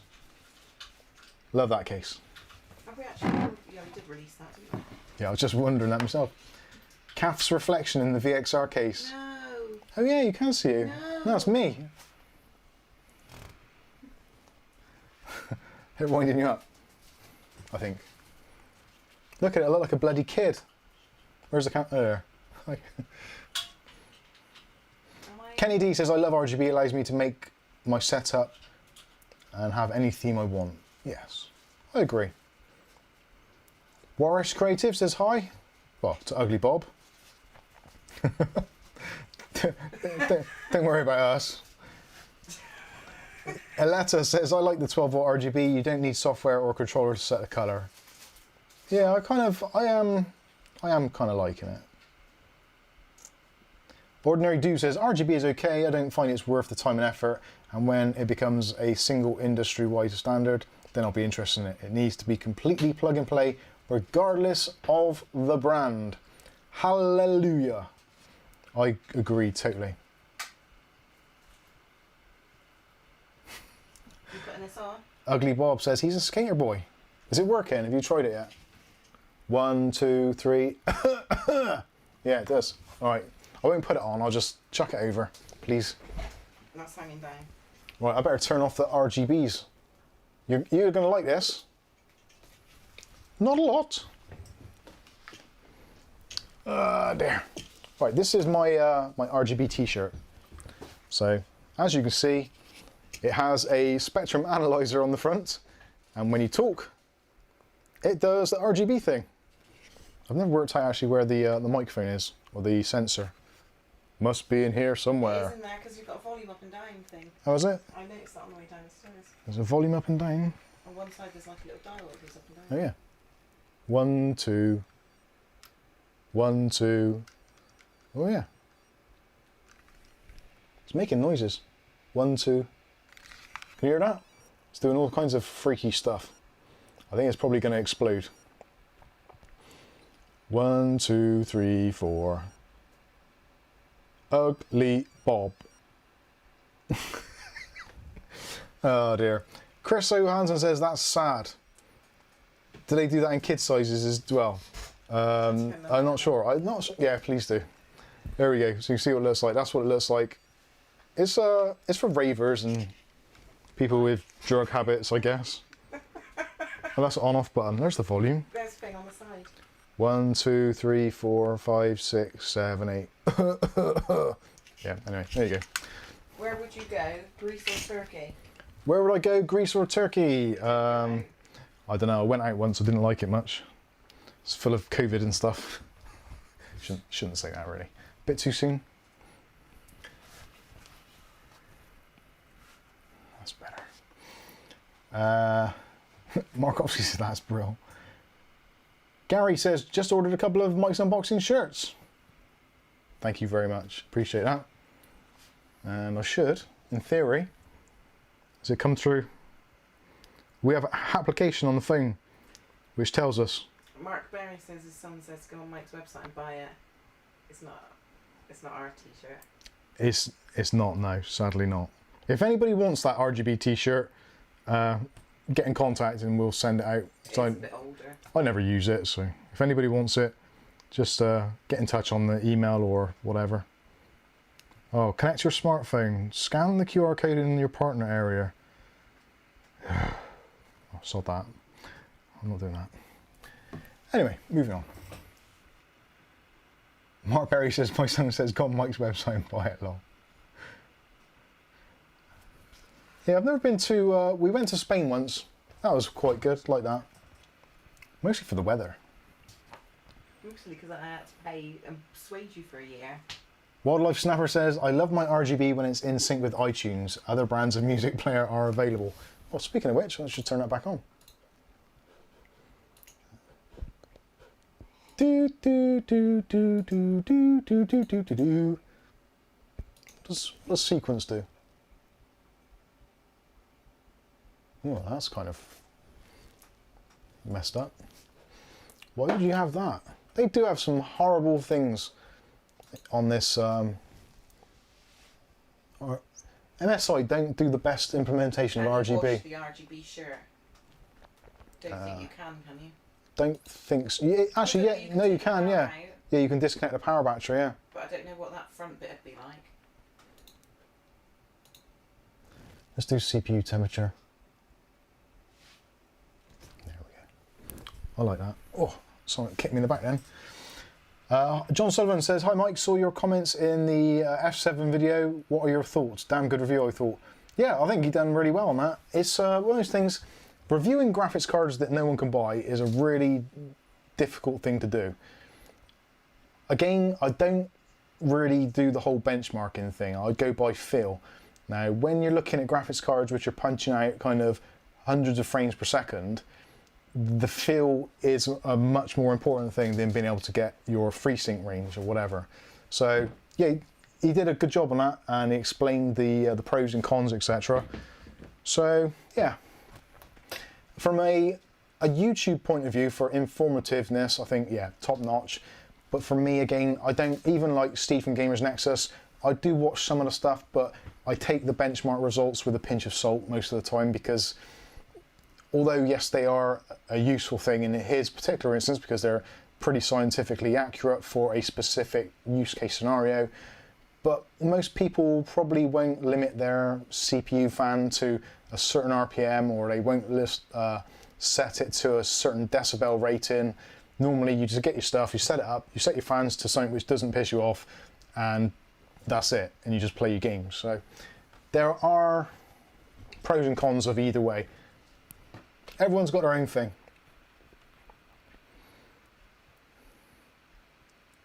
Simon Arden says, you should put your log as my Hot UK deal logo, Mike. Wonder how long it would take for it to be kicked off. Yeah. They don't have a lot of fun over there at Hot UK deals. No, they banned me.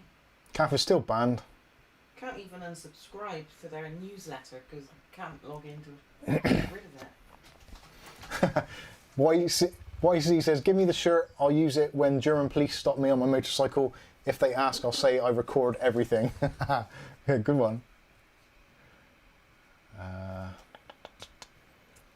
Kath Churchill says, I know Ug's real name. We do. I can't remember, but I know it. It's in the email somewhere.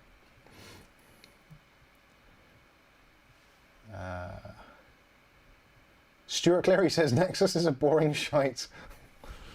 It gets you off to sleep nicely. I got to be honest with you, actually, sometimes if I've had a rough night's sleep and I've been concentrating on stuff, and then I woke up early in the morning and I want to get back to sleep, I sometimes will put on an older Gamers Nexus YouTube video, and it does send me off to sleep really, really well. Is that what happened this morning? It did happen this morning, I got to be honest with you. I was watching the old video about how to undervolt the 3900X, and I think I probably got 5 minutes in and I was out for the count.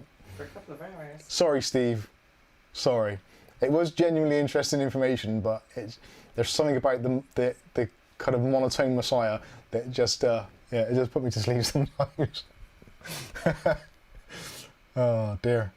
He is a very intelligent man.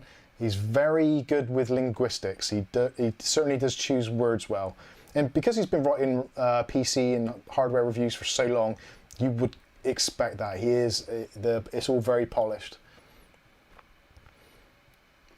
Pierre Play says, Steve from Gamers Nexus is a very intelligent man, but too long, drawn out and complicated for me. I like Jay's 2 cents for that how-to stupid explanation.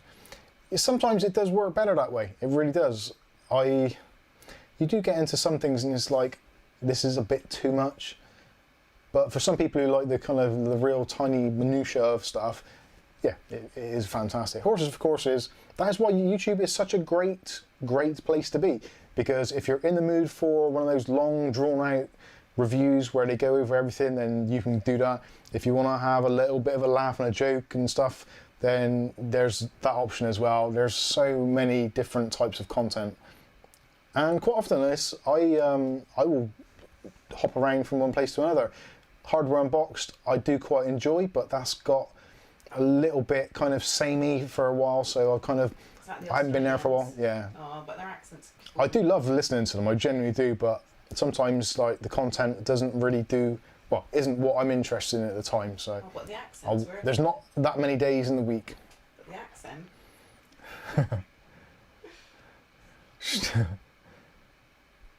I ain't got a clue. Simon Arden says, I do share fair benchmarks to noobs, but I always say take it with a pinch. Don't accept the FPS, but use that as a guide from A to B. Yeah, that is true. Yeah, exactly. That is what all reviews should be about. You shouldn't watch one particular channel and go, yep, there's the review, I'm going to make a purchase based on that. You should watch tons of videos. Do your own research, go to the printed media as well if need be. All that kind of stuff. Get as much information as possible from various sources and then make your mind up. And then probably best off buying it from Amazon, so if then it turns out that all the reviews were complete bullshit, you can send it back anyway, which is the best option in my opinion.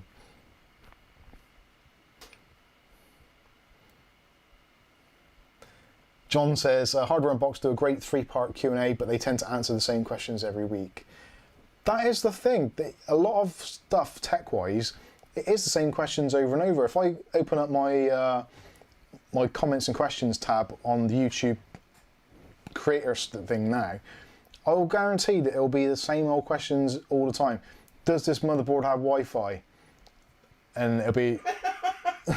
Sorry. Blake. Blake? I haven't seen... Where is it?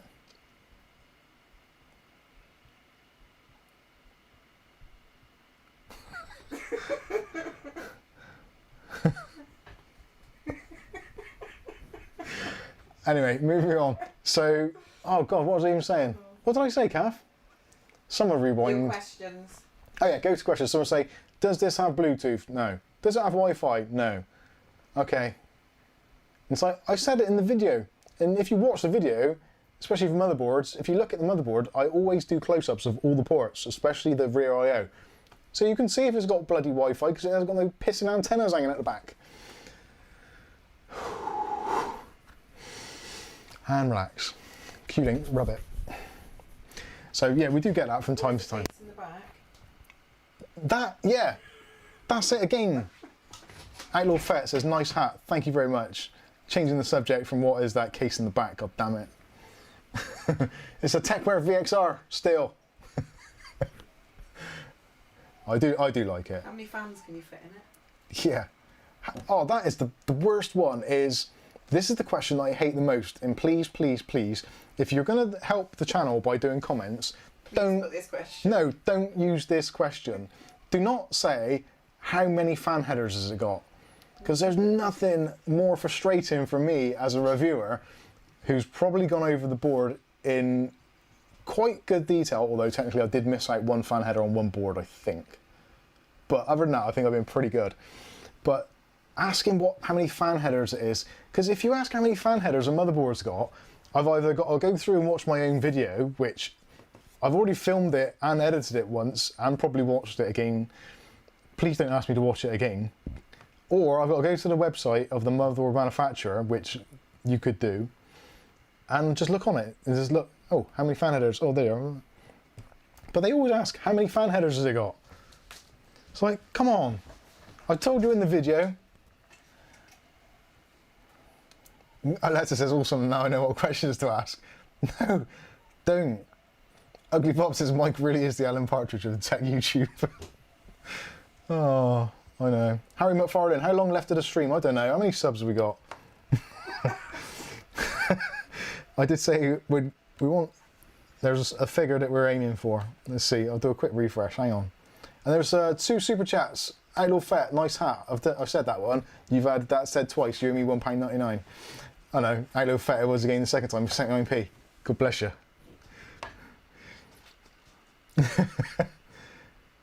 Change name, fan header, lol. No, don't ask about bloody fan headers. Oh man, that pissed me off. I nearly said effing fan headers then. I forgot. Oh, we got 14 more subs to go. This is going to take bloody ages. I'm going to be old. I'm going to have to shave again by the time I get that. Horrible bastards not subscribing. Right, yeah. So yeah, motherboard headers. If you're not sure, Google it. If you've watched the video and you've got so far through it that you've actually typed, I swear to God, I swear that people... Outlaw Fet 199, what's the case at the back? You bastard! It's a TechWare VXR! Damn it! Sorry, shouting. Where's my Apple Watch? What's my bloody heart rate at the moment? Let's have a look. Am I going to have some kind of bloody coronary? It's probably likely. Where's the GPU? Where's the GPU? Yeah, where's the GPU? Oh yeah, does it have onboard graphics? No, it doesn't. It's a motherboard. Of course it doesn't. 75 beats per minute. I can live with that. That's all right. Clearly, I'm not that pissed off. Oh no, it did go to 105. Okay, fair dues. Anyway, so yeah, don't ask about fan headers. Google it. Or watch someone else's video. Oh God. Simon Arden says, I'll post some fan header splitter part deals for you, lol. I've actually done that myself. I've actually created, I'm sure I did actually in the TubeBuddy thing, add-on for YouTube. There's things where you can do like canned responses. So it's like you just click on it and it says the same thing over and over. And I'm sure I did one for if you want to add more fans or RGB, click this link, and it was like a video to the one I did on RGB fans and fan headers and stuff. It's like, oh my God. And then some people will ask you on an AMD motherboard video, will this work with my Intel 10500F? And it's like, are you trolling or are you actually stupid? I don't know. From the tone of your text, I cannot tell. Are you like mentally or visually impaired? I don't know. But if you watched the AMD video, I've talked about the processors it supports. Did I at any point say that this supports Intel on an AMD board? I'm guessing I probably didn't. Thank you, Ugly Bob, for your £1.69.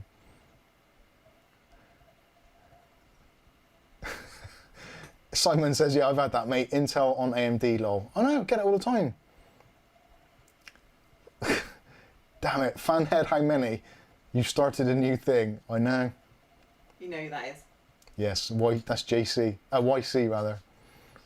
Cosmic Space Muffin. Can I use the 12-volt RGB fans on a 5-volt header? That's the other thing that I get all the time. It's like, I've bought a... Oh, this is why I hated the Tomahawk board. I've bought an MSI Tomahawk B450 board, and I've bought like insert case here. And where can I plug in my RGB fans? Or no, sorry, where can I plug in my addressable RGB fans? So at this point, I'm guessing the person is pretty desperate. So I don't want to come out with and go straight for the jugular and say, you can't, ha, gutted. As much as sometimes it's tempted to. So then I have to go through the whole of, well, unfortunately, the motherboard you've got's only got 12 volt headers, and the case, unfortunately, has got 5 volt, and the two aren't really interchangeable. So you either need to change your case fans, or maybe get a separate adapter to do it. When really, I just want to say, told you, don't buy a Tomahawk. I made a video on it. It was a good video, and loads of people watched it. Shame you didn't before you bought your motherboard. Anyway. Calm down. Calm down.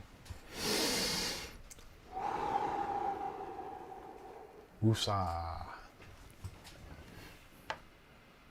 Markovsky says, I think there are more bots than users on the... Oh, that's the other one. Bloody bots at the moment, every day. On anything to do with a password, it's like, well, I used such and such on Instagram and he hacked my wife's account in 5 seconds. And then there's always a reply. Yes, I used them too. It was really good. Or something. That's like, please, like, I delete the, go away. I used the Instagram one. I delete them and leave the other reply on there. The new one is, was it FlixTube or something? I watched this on FlixTube. You can see free movies there, and then underneath it's like, yeah, FlixTube is awesome.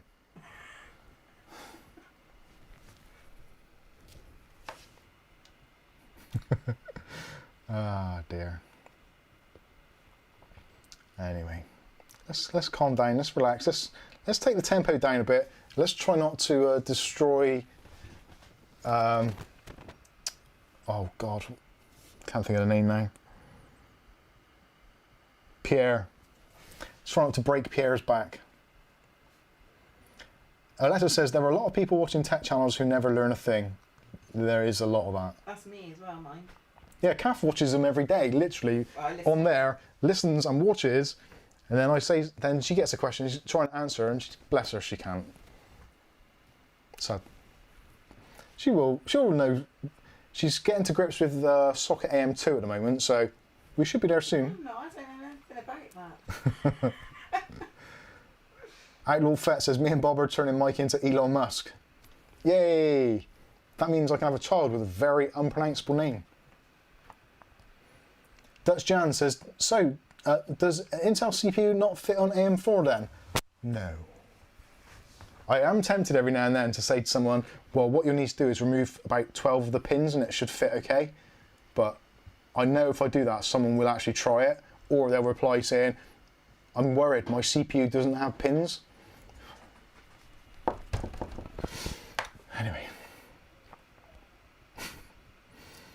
John Sullivan says maybe if it's some dodgy Chinese motherboard you can. Yeah, there is that to it as well. Hi, one more riff. Hayden says, you said ROG Gaming 2 has RGB header. It does. It has RGB and addressable RGB. It actually has two, both of them, RGB headers and one addressable RGB header, which is awesome. Patreon Gamer says, I've just got that ROG Strix B450. Can't wait to install it. Right on. Good board. Cosmic Space Muffin says, if you're not into RGB, the B450 Max Tomahawk is steady as a rock. It is.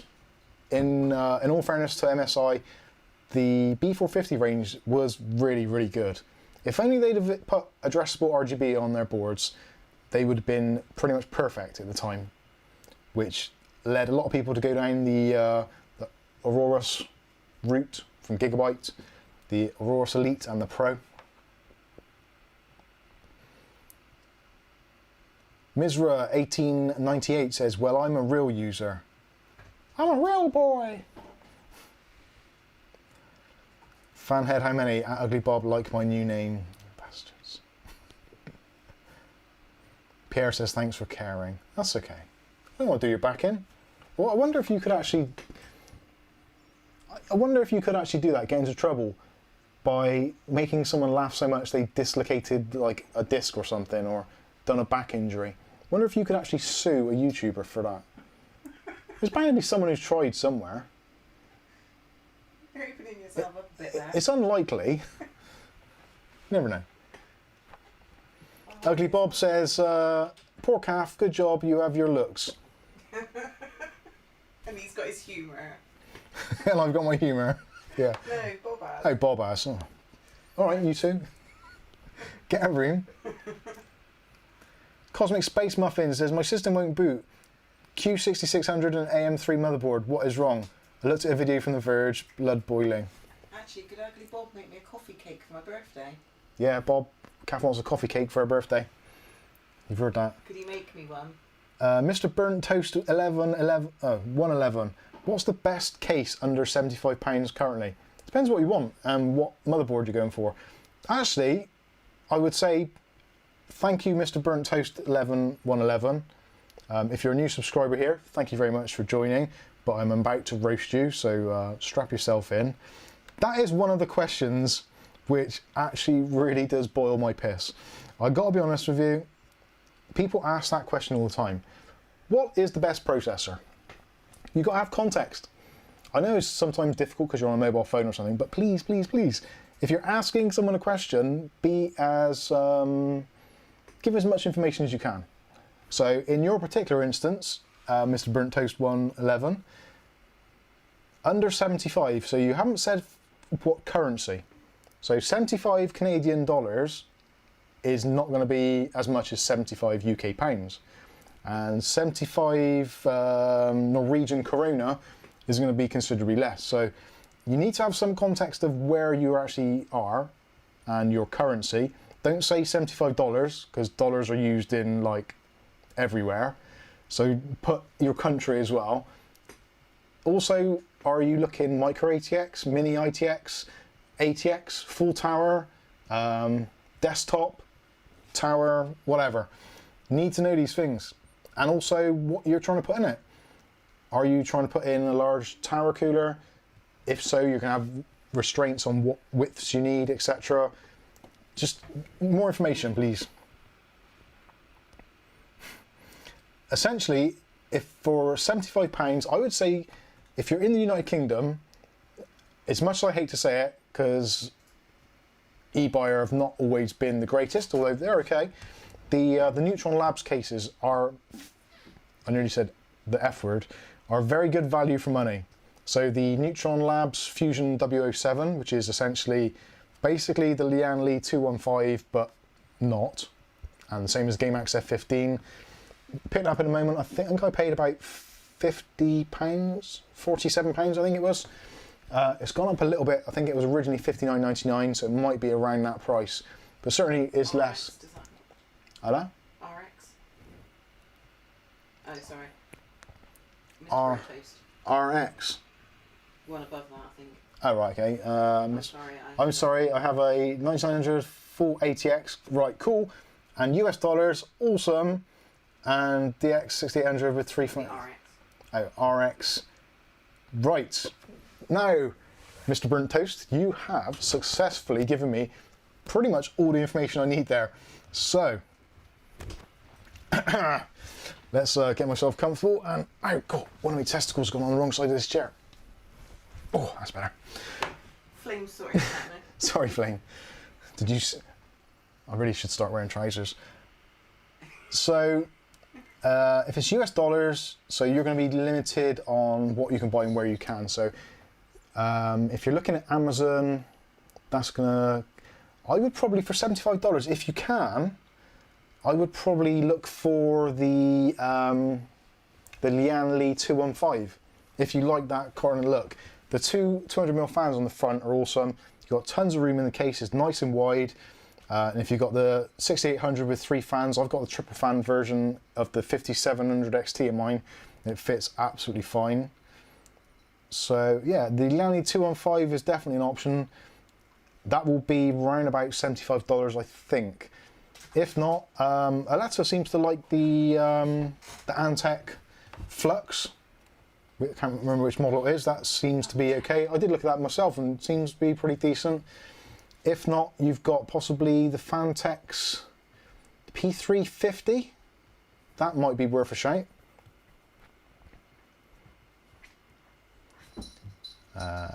My live stream is delayed. Stolen my chair now. Should be okay. Pierre places I can't cope. Skystalker TMI. I can't help it. It's just. Have you seen the chair that I've got to sit on? It's basically a tattooist chair. It's like riding a freaking horse. You get your spuds on the wrong side of that bloody bit on the front, and it's all kinds of hurt. Trust me. Don't forget your bargain budget at 15M too, Mike. Yeah, I don't think you get that in the US. I don't think the if you can pick it up from GameMax in the United States, the F15M is also worth a shout from GameMax. Very, very nice.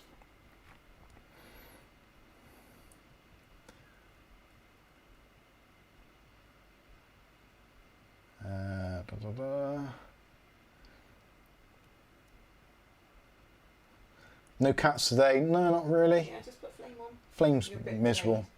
Hey, my graphics card always say graphics crashes in games. What do I do?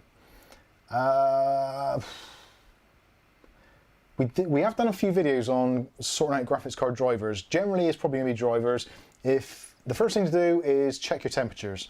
Make sure your temperatures are okay. Download something like Hardware Monitor. It's free to do. You can download it from the CPU-Z people or CPU-ID, whichever. I think it's CPU-ID.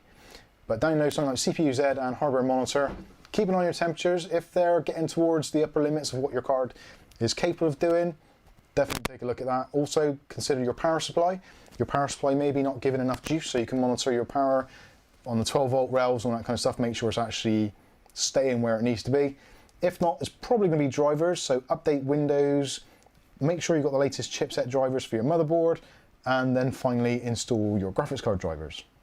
That is pretty much the best thing to do. You can use something like DDU, which is the display driver uninstaller. Again, done a few videos on that for both AMD and NVIDIA cards. You can definitely find them if you do a search, well, wherever your search box is on your thing. So yeah, that's what I would be looking at. Damir says the Silverstone PS15 is also a very good case. I don't think I've actually seen that. Skystalker says, geez, you sit on that. You don't like your balls. Yeah. No worse than scrambled eggs. Oh dear. Gus Mortimer. Hi Gus, how you doing? I don't know if this is the same subject, but Gus, have you clicked on the subscribe button yet? You should be a subscriber if you're not already. I don't know if it's to do with the stool, but it says, are you thermal throttling? Is that still to do with your stool? Springy chair. There. I'm actually quite tall, just the stool. Oh dear. Silverstone PS15. I haven't seen that yet. I'm gonna have a quick internet search thing. What's the one? Google. That's him. PS15 Silverstone. I haven't heard from Silverstone in ages. Happy Greek Easter. I must have really pissed them off. Oh yeah, that's actually quite nice. Can I screen share that? I probably can.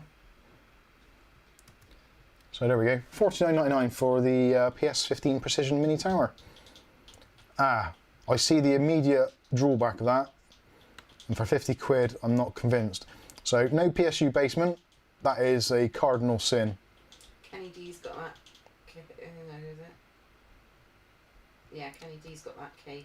Little cage on the bottom for the hard drives, which is okay. Cable management's a nightmare. Yeah, it doesn't look like it's very easy to put a radiator or anything in the top. So for 50 quid, as it is from there at the moment, although it looks pretty nice, the actual look of it is fantastic. I really like the look of that. And it looks like is that an RGB bit on the front? The Silverstone logo, is that RGB? It looks like it's not lit up. Oh no, it is. No, it's not. Ignore me. How tall are you? How tall am I? Depends. Who wants to know? 5'10"? I put 5'9". On a good day. With the wind on my side and my heels. If you've watched Gamers Nexus and stayed in bed an hour If I've what? Did you know if you actually stay in bed longer, you get taller? Because your spine decompresses. So if you measure your Gamers Nexus in the morning, you're 5'10". if you watch Gamers Nexus in the morning and actually have a lie-in, or because you've gone into some kind of comatose state, then chances are you'll be taller. So actually watching Gamers Nexus can make you taller. There you go. Didn't know that, did you? But if you measure your height at the end of the day, and then measure it again the next morning, you'll be taller in the morning. In more ways than one, eh, fellas? Our ugly Bob's already gone now. Ugly Bob has gone there already. Hey, Dave Price. Thanks for joining us. And Neil Walker as well, evening all. Bless you.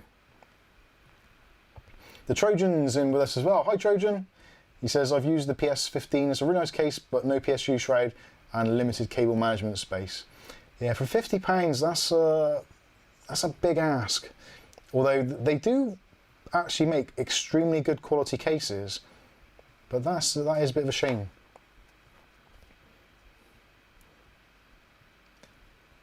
Atypical Male says, at Mike, that's me, what would happen if you ran a graphics accelerator with an APU? Well, generally, I think my knowledge of this is a little rusty, I'll be completely honest with you. I'm pretty sure that in most motherboards, if you add a GPU, it will disable the APU.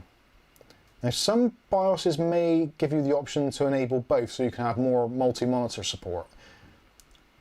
I think, but I'm not entirely sure, because then that causes issues when you're gaming, because it needs to know which is your primary and secondary. So you can't have, if you have more than one monitor, I think you can enable the APU and the GPU at the same time. If you're using a single monitor, I think it's only the GPU which is enabled. Gary says, give us $5, says, great entertainment today. What do you mean entertainment? You don't do this for your entertainment. Kenny D, check out the Aerocool Trinity Mini. I think I've actually got that coming. I think Aerocool, good old Eric over at Aerocool, I don't think that's his real name. I think it's probably like... I'm not sure actually. I don't think it's Eric though. I could be wrong. We do find that we get a lot of people that contact us from various areas around the world. Oh, sorry, let's not name any particular country that begins with C. But we do get a lot of people that contact us who don't necessarily use their real name when they're contacting us, due to potentially the fact that A, we can't pronounce it or spell it. So quite often you'll be like, hi, this is Molly, seller from Amazon. Your name's not Molly, is it? Let's just level up. You want to have some sort of business arrangement, you want us to promote your products, at least tell me your name, your real name. This is not like a midnight dalliance thing. It's a business thing. Tell me your name.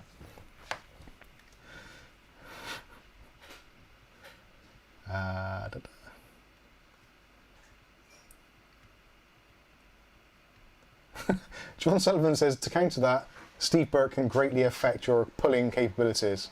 Okay. Yeah, the Aerocool Trinity Mini, the Trinity Mini, there's three versions of it if I remember rightly. There's the Trinity Mini, there's the Trinity Mini RGB, and the Trinity Mini ARGB. The Trinity Mini comes with no fans, or just plain fans. The RGB comes with fixed RGB fans, and the ARGB comes with addressable RGB fans and a controller, if I remember rightly. So I did look at those and I thought, that looks really interesting, but the 30 quid one, the beginning one, was just like 3 basic fans, so I was like, I don't know. Tempting though, might have another look at that. No Walker did a build today in a super cheap PC case with no PSU shroud. Dun dun dun, no fun at all. No, it's not. The last time I built in a case without a shroud, I think was probably, well, the most memorable one was probably the Q300L from Cooler Master, and then the Rio Toro, was it CR100TG, I think. I didn't have one in either.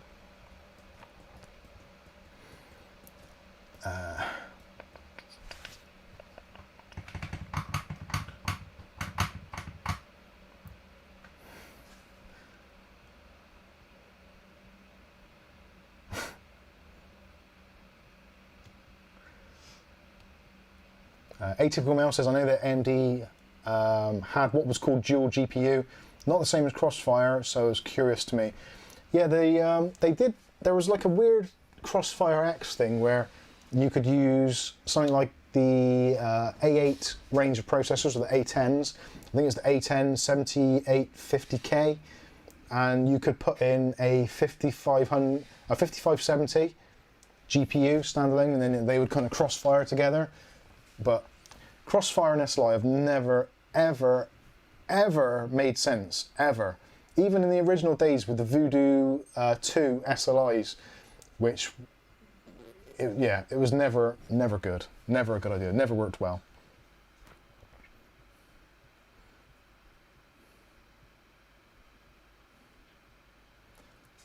Pierre Play says, good job we've got the NHS here, no need to sue Mike for painkillers. Oh, that's kind, I think. Possibly.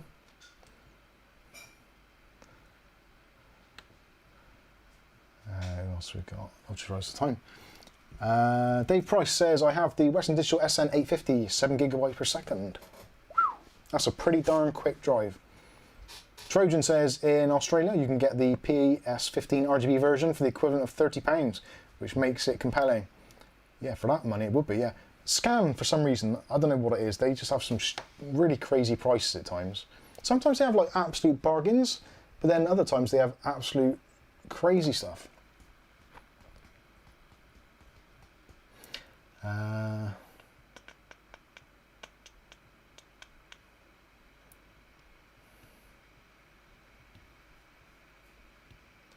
Fred Brown says the 7850 APU will do Xfire. Yes. Nick Barnes, great stream, Mike. Thank you very much. BBC should add you to their post 9 PM schedule to increase viewing figures. Seriously, most cases have 2 times USB 2, but only 1 USB 3. Even with blank alongside, can another USB 3 added?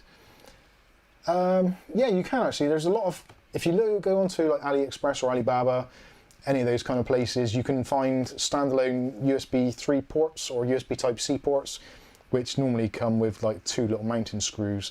And even if you're a little bit creative with a dab of glue, you can just glue them into place and then run the cable down to the header on the board. And they're really, really cheap, like £5 or something. So if you've got a case which has got maybe USB 2 and you want to upgrade it to USB 3, you can buy the headers and just plug it in and use it. I might actually order some of those from AliExpress and do a tutorial on it, because I think I've got 2 cases, possibly the Techware and maybe that one, which have got a slot for another like they knew what type. That one is. Sorry, the Neutron Fusion W07. That has got a space for a USB Type-C, and I would actually dearly love to have a USB Type-C on the front for no other reason than to say, hey, I've got USB Type-C on the front. I've got nothing I can plug into it. Awesome. Nicholas Lopez says, how much could I overclock a Ryzen 3400G with a Vitro V5? Nicholas, have you been reading my previous comments and saying what things you shouldn't ask? I think potentially you may have. This is another one of my pet hates of people asking me, how many megahertz can I get out of my processor when I overclock? I don't know. How fast can you run downhill without falling over? I've got no freaking idea. There's a ballpark thing of what you potentially could get, which I could easily answer, but then that's a bit of a cop-out. And depending on the processor, the motherboard, the power supply, the wind on your side, your ambient temperature, your fan curve, answering those kind of questions are really, really hard. The Vitro V5, I would say, with the Ryzen 3400G, is running without heels. Yeah, I like that one. The Vitro V5 is going to give you possibly the best case scenario for trying to overclock that chip. Now, what you get out of it is going to be down to the silicon loss rate. That is always a factor. Do take into consideration RAM speed, your motherboard's ability, your power supply's ability, all those kinds of things. The 3400G, from what I can remember, was like 3.7 gigahertz stock speed, 4.2 boost, I believe. Is that right? 4 cores, 8 threads? Yeah. 4.2 gigahertz is kind of normal boost speed. So realistically, what I would say with that is I would probably go for possibly reducing the core voltage, reduce the motherboard core voltage down, turn off precision boost overclocking, because that is going to give you much better stable figures anyway. Maybe try 4.2 all core, run Cinebench, and see what the voltage is in something like hardware monitor. See what the voltage is going to. So if it's going to like 1.35 or spiking up to 1.4 or whatever, then manually just go into the BIOS or use Ryzen Master and manually set the voltage maximum to what you've seen there. And then maybe try dialing it back a little bit and then see when it starts to lose points in Cinebench. Then you can either do one of two things. You can either go the opposite way, add some voltage and up the frequency, or just keep your voltage down as low as possible. You often find if the CPU is doing less, the GPU will do more, and vice versa. So depending on what you're doing, if you're doing Cinebench, that's a bit of both, so CPU and GPU intensive. So yeah, I'm going to have to find that out for myself with the 3400G in the upcoming build that I do and see what it does. I would always suggest Ryzen Master, download that, go into creator mode and just have a bit of a play. If it crashes, it will just reboot back to the default settings anyway. But I would certainly try that. But I would say you should, with the Vitro V5, a 4.2 all-core frequency lock should be doable, I would have thought, with not too much hassle. You could, if you want to, put precision boost overclocking on and let it do its own thing. You'd probably see 4.3 every now and then on one or two cores, maybe slightly more. Aletta's birthday's on the 23rd. Aletta! I'll be older than the rocks. Awesome. Ricardo, late 2021 or 2022. Welcome DDR5 and PCI Express 5. Everything will be old school. This is true. That is true.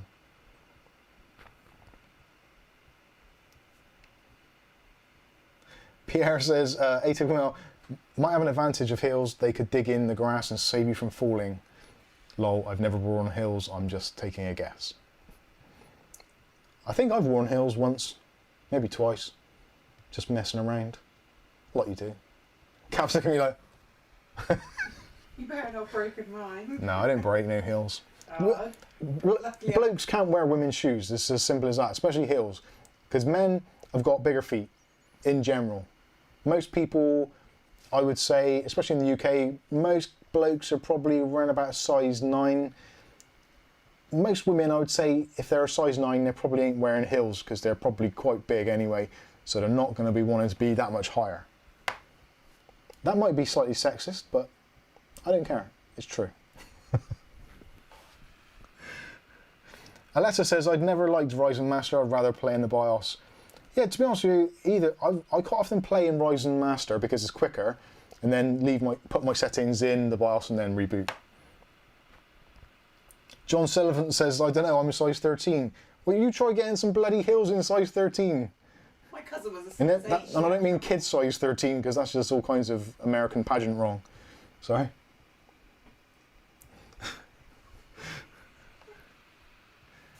Nicola says, thank you for every comment and recommendation. Welcome. Mark says, it's a good idea to collect a selection of APUs and not sell. In the moment, it could be. We never know how things are going to pan out.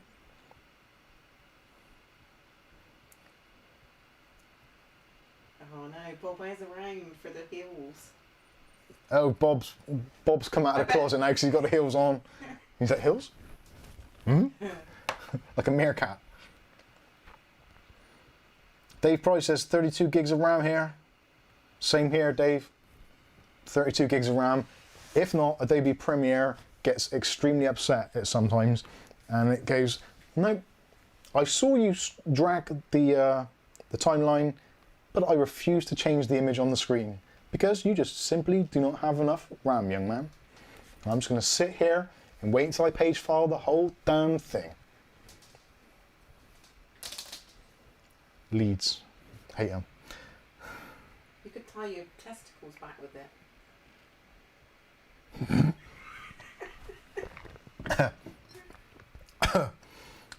Pierre Play says, I look like a budget version of Eddie Izzard. in makeup and heels, lol, it's not a good look for me. I was going to get into the Eddie Izzard thing, but I'm not. Ugly Bob's gone to Lisa Sue's heels.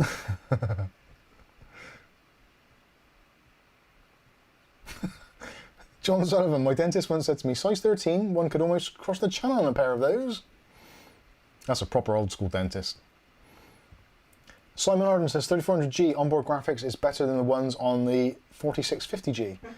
Yes, I believe that is the case, yeah, because Vega 11 versus Vega 10, even with the IPC improvements, you will see certain titles may have a slight edge, but generally, when you're looking at cores are king. Processor, power, IPC, frequency, memory speeds don't really have a great deal of they don't have as much influence on a game's performance as pure cores will.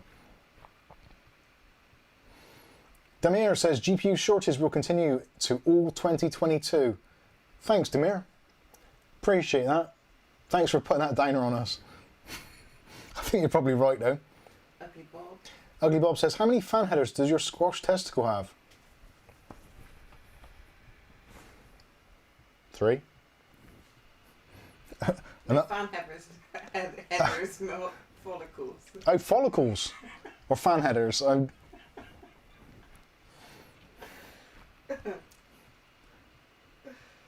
Markovsky, I know someone who streams with 8 gig and just moans, lol.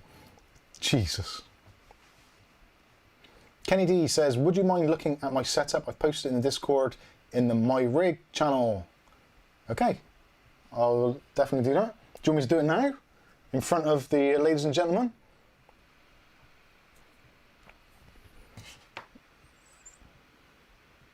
Because I could, the mood I'm in tonight, I probably could. It's probably best I don't. You seem like a nice guy.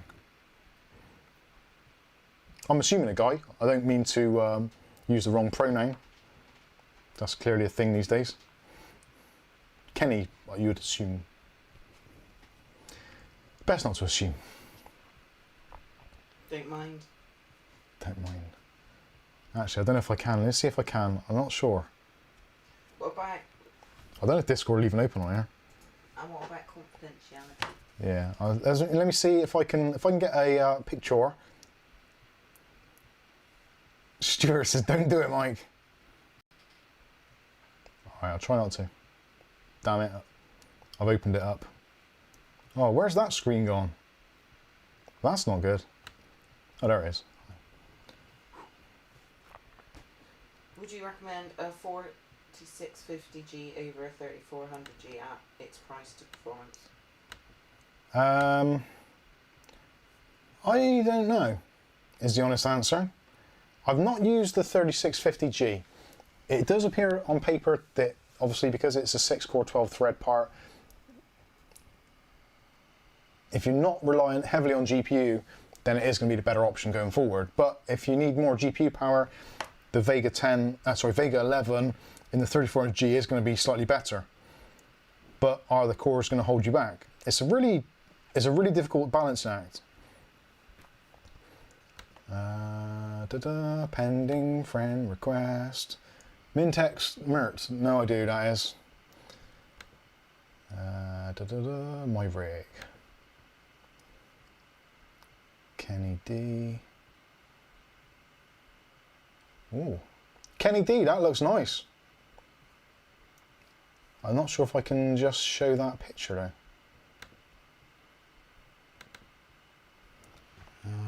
Actually, if I do open original. Okay, let's see. Can I do that without incurring the wrath of the privacy gods?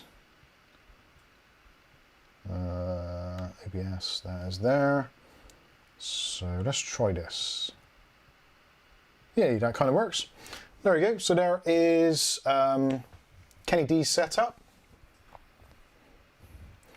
Bizarrely, on my other screen, it looks a lot more pinky coloured than that.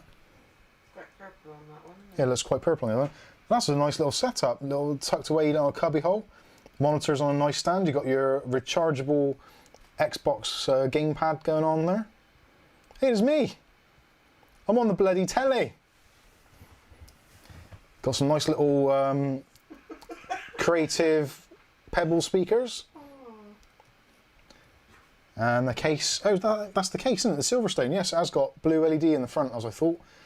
So, actually, yeah, that does look pretty nice. And you got your mic on there. You got your mic on there, and you got your mic on there. There's another one underneath.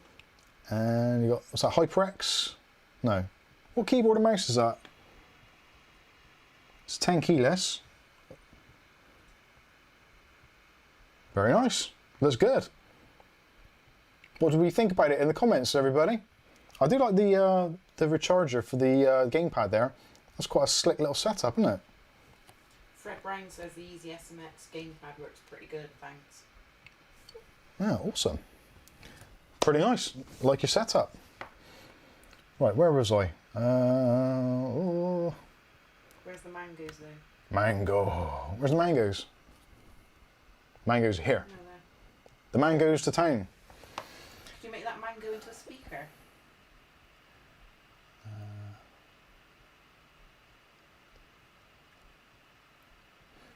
Simon Arden says 3400G deals are prime rate, whereas there is 5650 deals which are nice.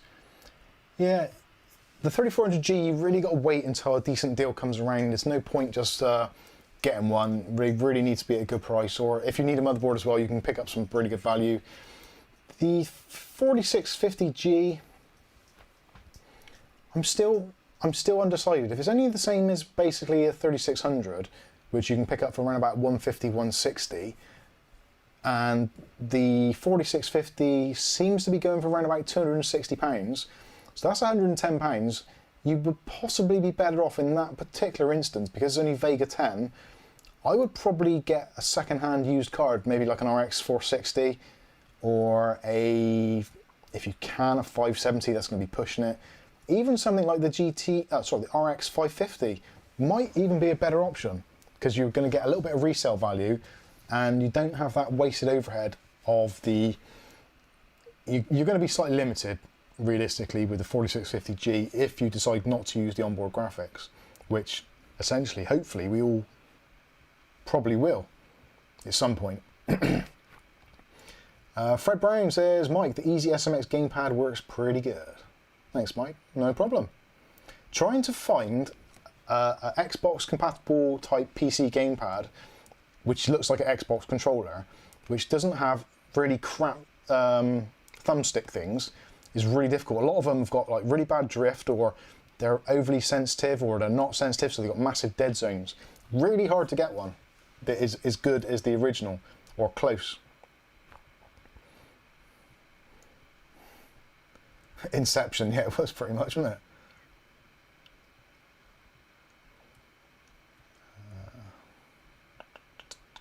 Silent Spaces says, I got an MSI RTX 3080 Ventus OC on launch day for 715 quid.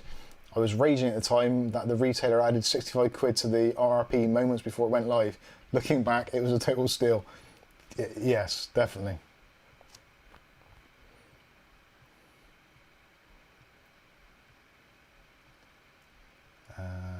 Simon Arden says, bargain channel? Did I miss something there? I don't know, I didn't get that. Kenny D says it's a Blitzwolf WKB1, and the mouse is a new budget wireless mouse from Amazon called Deluxe M800 2B. Blitzwolf, I've never had a Blitzwolf keyboard. I think they wanted to send me one ages ago, but they only did an American one, so I didn't really want to. So we had the earbuds, didn't we? Yeah, we had some earbuds and stuff. Ricardo says, still expecting the 5700G APU, 8 cores, 16 threads. Yeah, that is going to be the business there, isn't it? 5000 series retail APUs.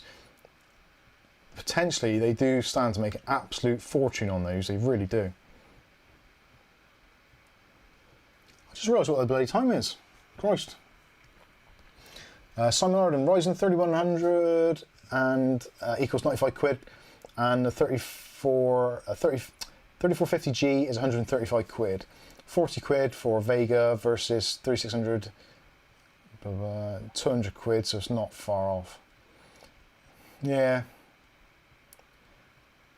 I see what you mean there. It's very much, I think with the APUs, they're not at a price yet where it makes total sense. They are kind of, well, do I go GPU, CPU, or do I go APU with a cheap GPU, that is, if you can get one, which mostly you can.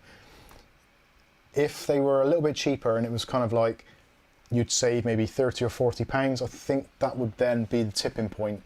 Again, for me, it's still, I'd buy it purely for the comparison point of view and to see what's about and to make content. But as a real person in the real world, I think I would really struggle if I only had the budget for maybe £250. Do I get the GPU separate? Do I buy the APU, a crap one, just to be up and running? I don't know. It's a really, really tough choice.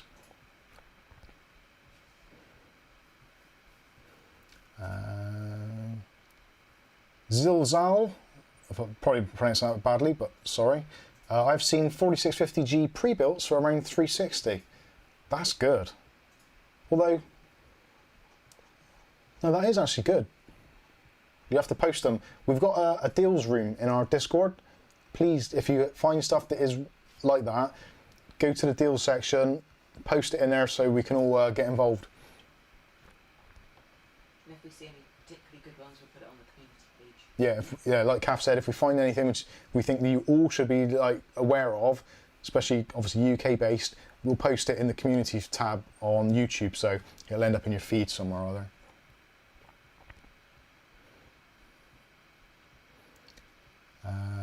How many fan heads? What do you think about Unicomp keyboards? I've not heard of them. Not sure. I'd be interested. I'm always interested to see anything new. Atypical Mouse says, I still have a 3300X I find I need to play with. I want to see if it can handle my 2070. It should do. The 3300X is actually pretty decent. There's not that many games these days that really need more than 4 cores, 8 threads. Unless you're streaming as well, in which case then it is going to take a little bit of a kick in.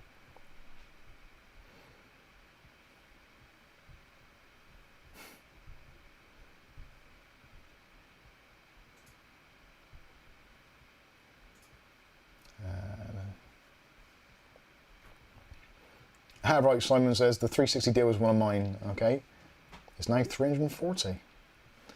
All right, that's that. I'm gonna. Can I open that without destroying my stream?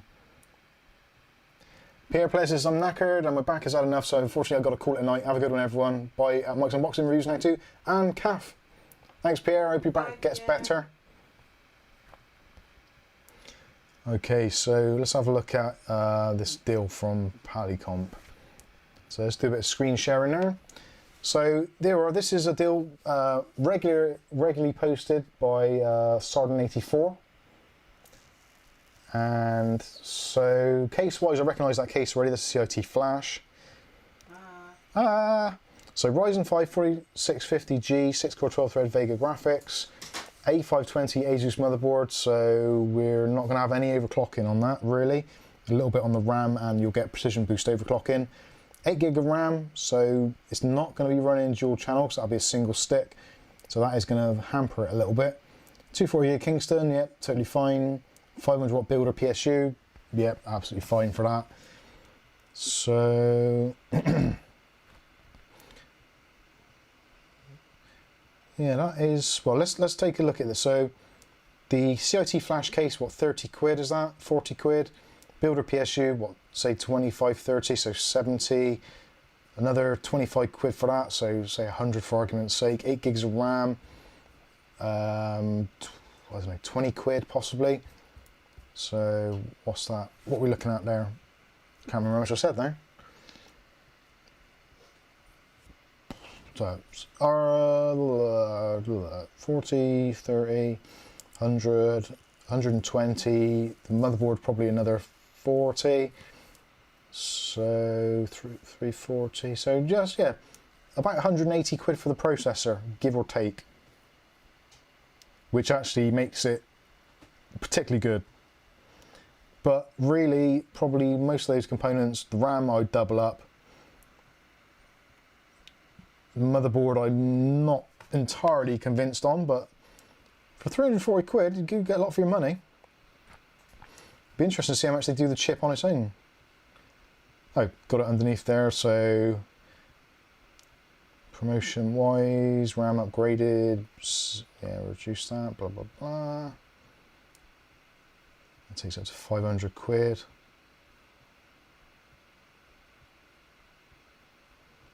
Yeah, interesting looking stuff.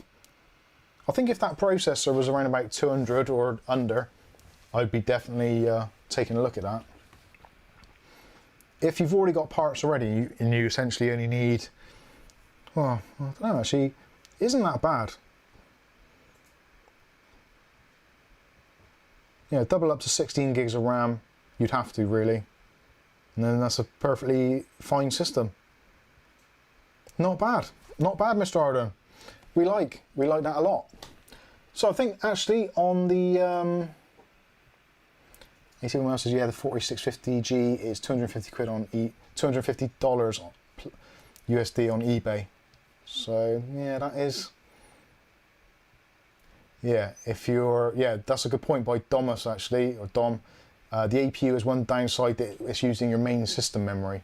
So if you're on a really budget and you're looking at 8 gig of RAM, it's going to be using 2 gigs minimum. So that's only 5.9 gigs free to run Windows, which is not a fun time. There's another deal with a B450 board. NEM.2. Is that a troll question? There will be an M.2 on there. The A520 board, definitely. I'm actually semi-interested in buying that, just to see what it's actually like.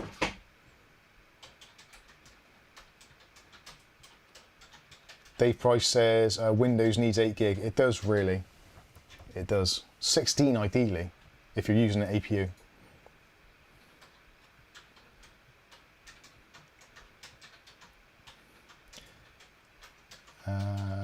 Yeah, if you, yeah, that's a atypical mail. If you add a GPU and you still use the APU as well, then it's still going to be sharing some of the RAM. If you disable the onboard APU, you then get that RAM back for the system. Okay.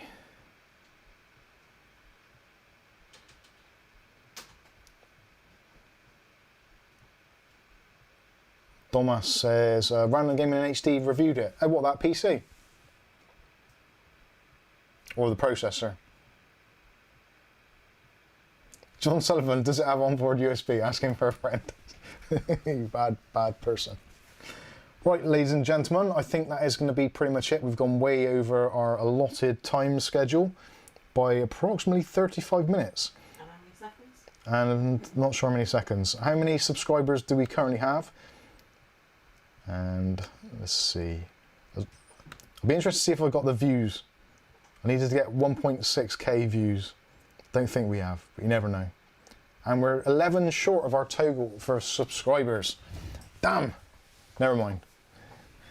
So, don't forget, we will be doing the live stream of the build of this, well, kind of some of this stuff anyway, in the week. So don't forget, if you want to be involved with that, make sure you're subscribed.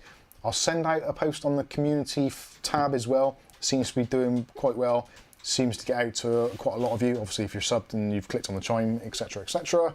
So we'll give you probably an hour's notification in advance of that build going, so you can get yourself comfy, get yourself a drink and whatever. Go for a piss, I don't know. Yeah, or for Bob to get his heels on, and for Pierre to take hers off, or not have any. I don't know.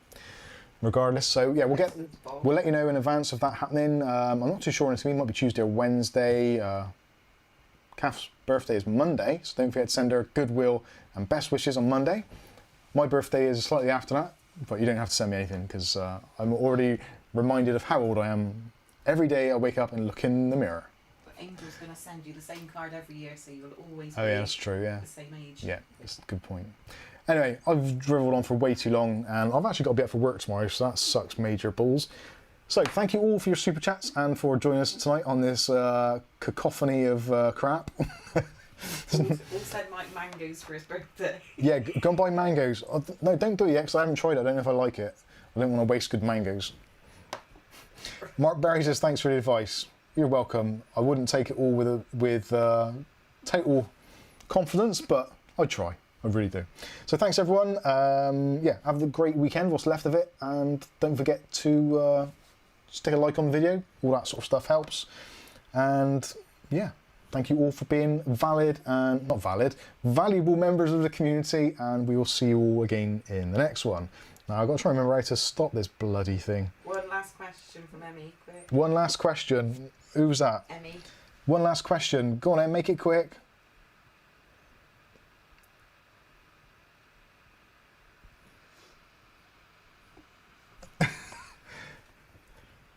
Simon Arden, 4650G review. Right, okay.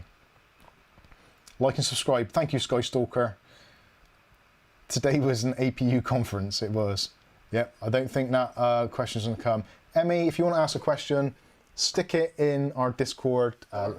Or join next Saturday or during the live stream. Or better still, just email. I know, we're pointing. There we go. Oh, Emmy, why DDU not working on safe mode? That is definitely a Discord question. So head over to Discord and we'll try and help you out with that one. And yeah, no counter music. Markovsky, how many RGB headers does it have? I refuse to answer that on the grounds of my my response could get me banned from YouTube. Guys, thank you all so much. We'll catch you in the next one. I've been Mike. This is Mike's Unboxing Reviews and How To, and hopefully we will catch you in the very next video. Thanks for watching.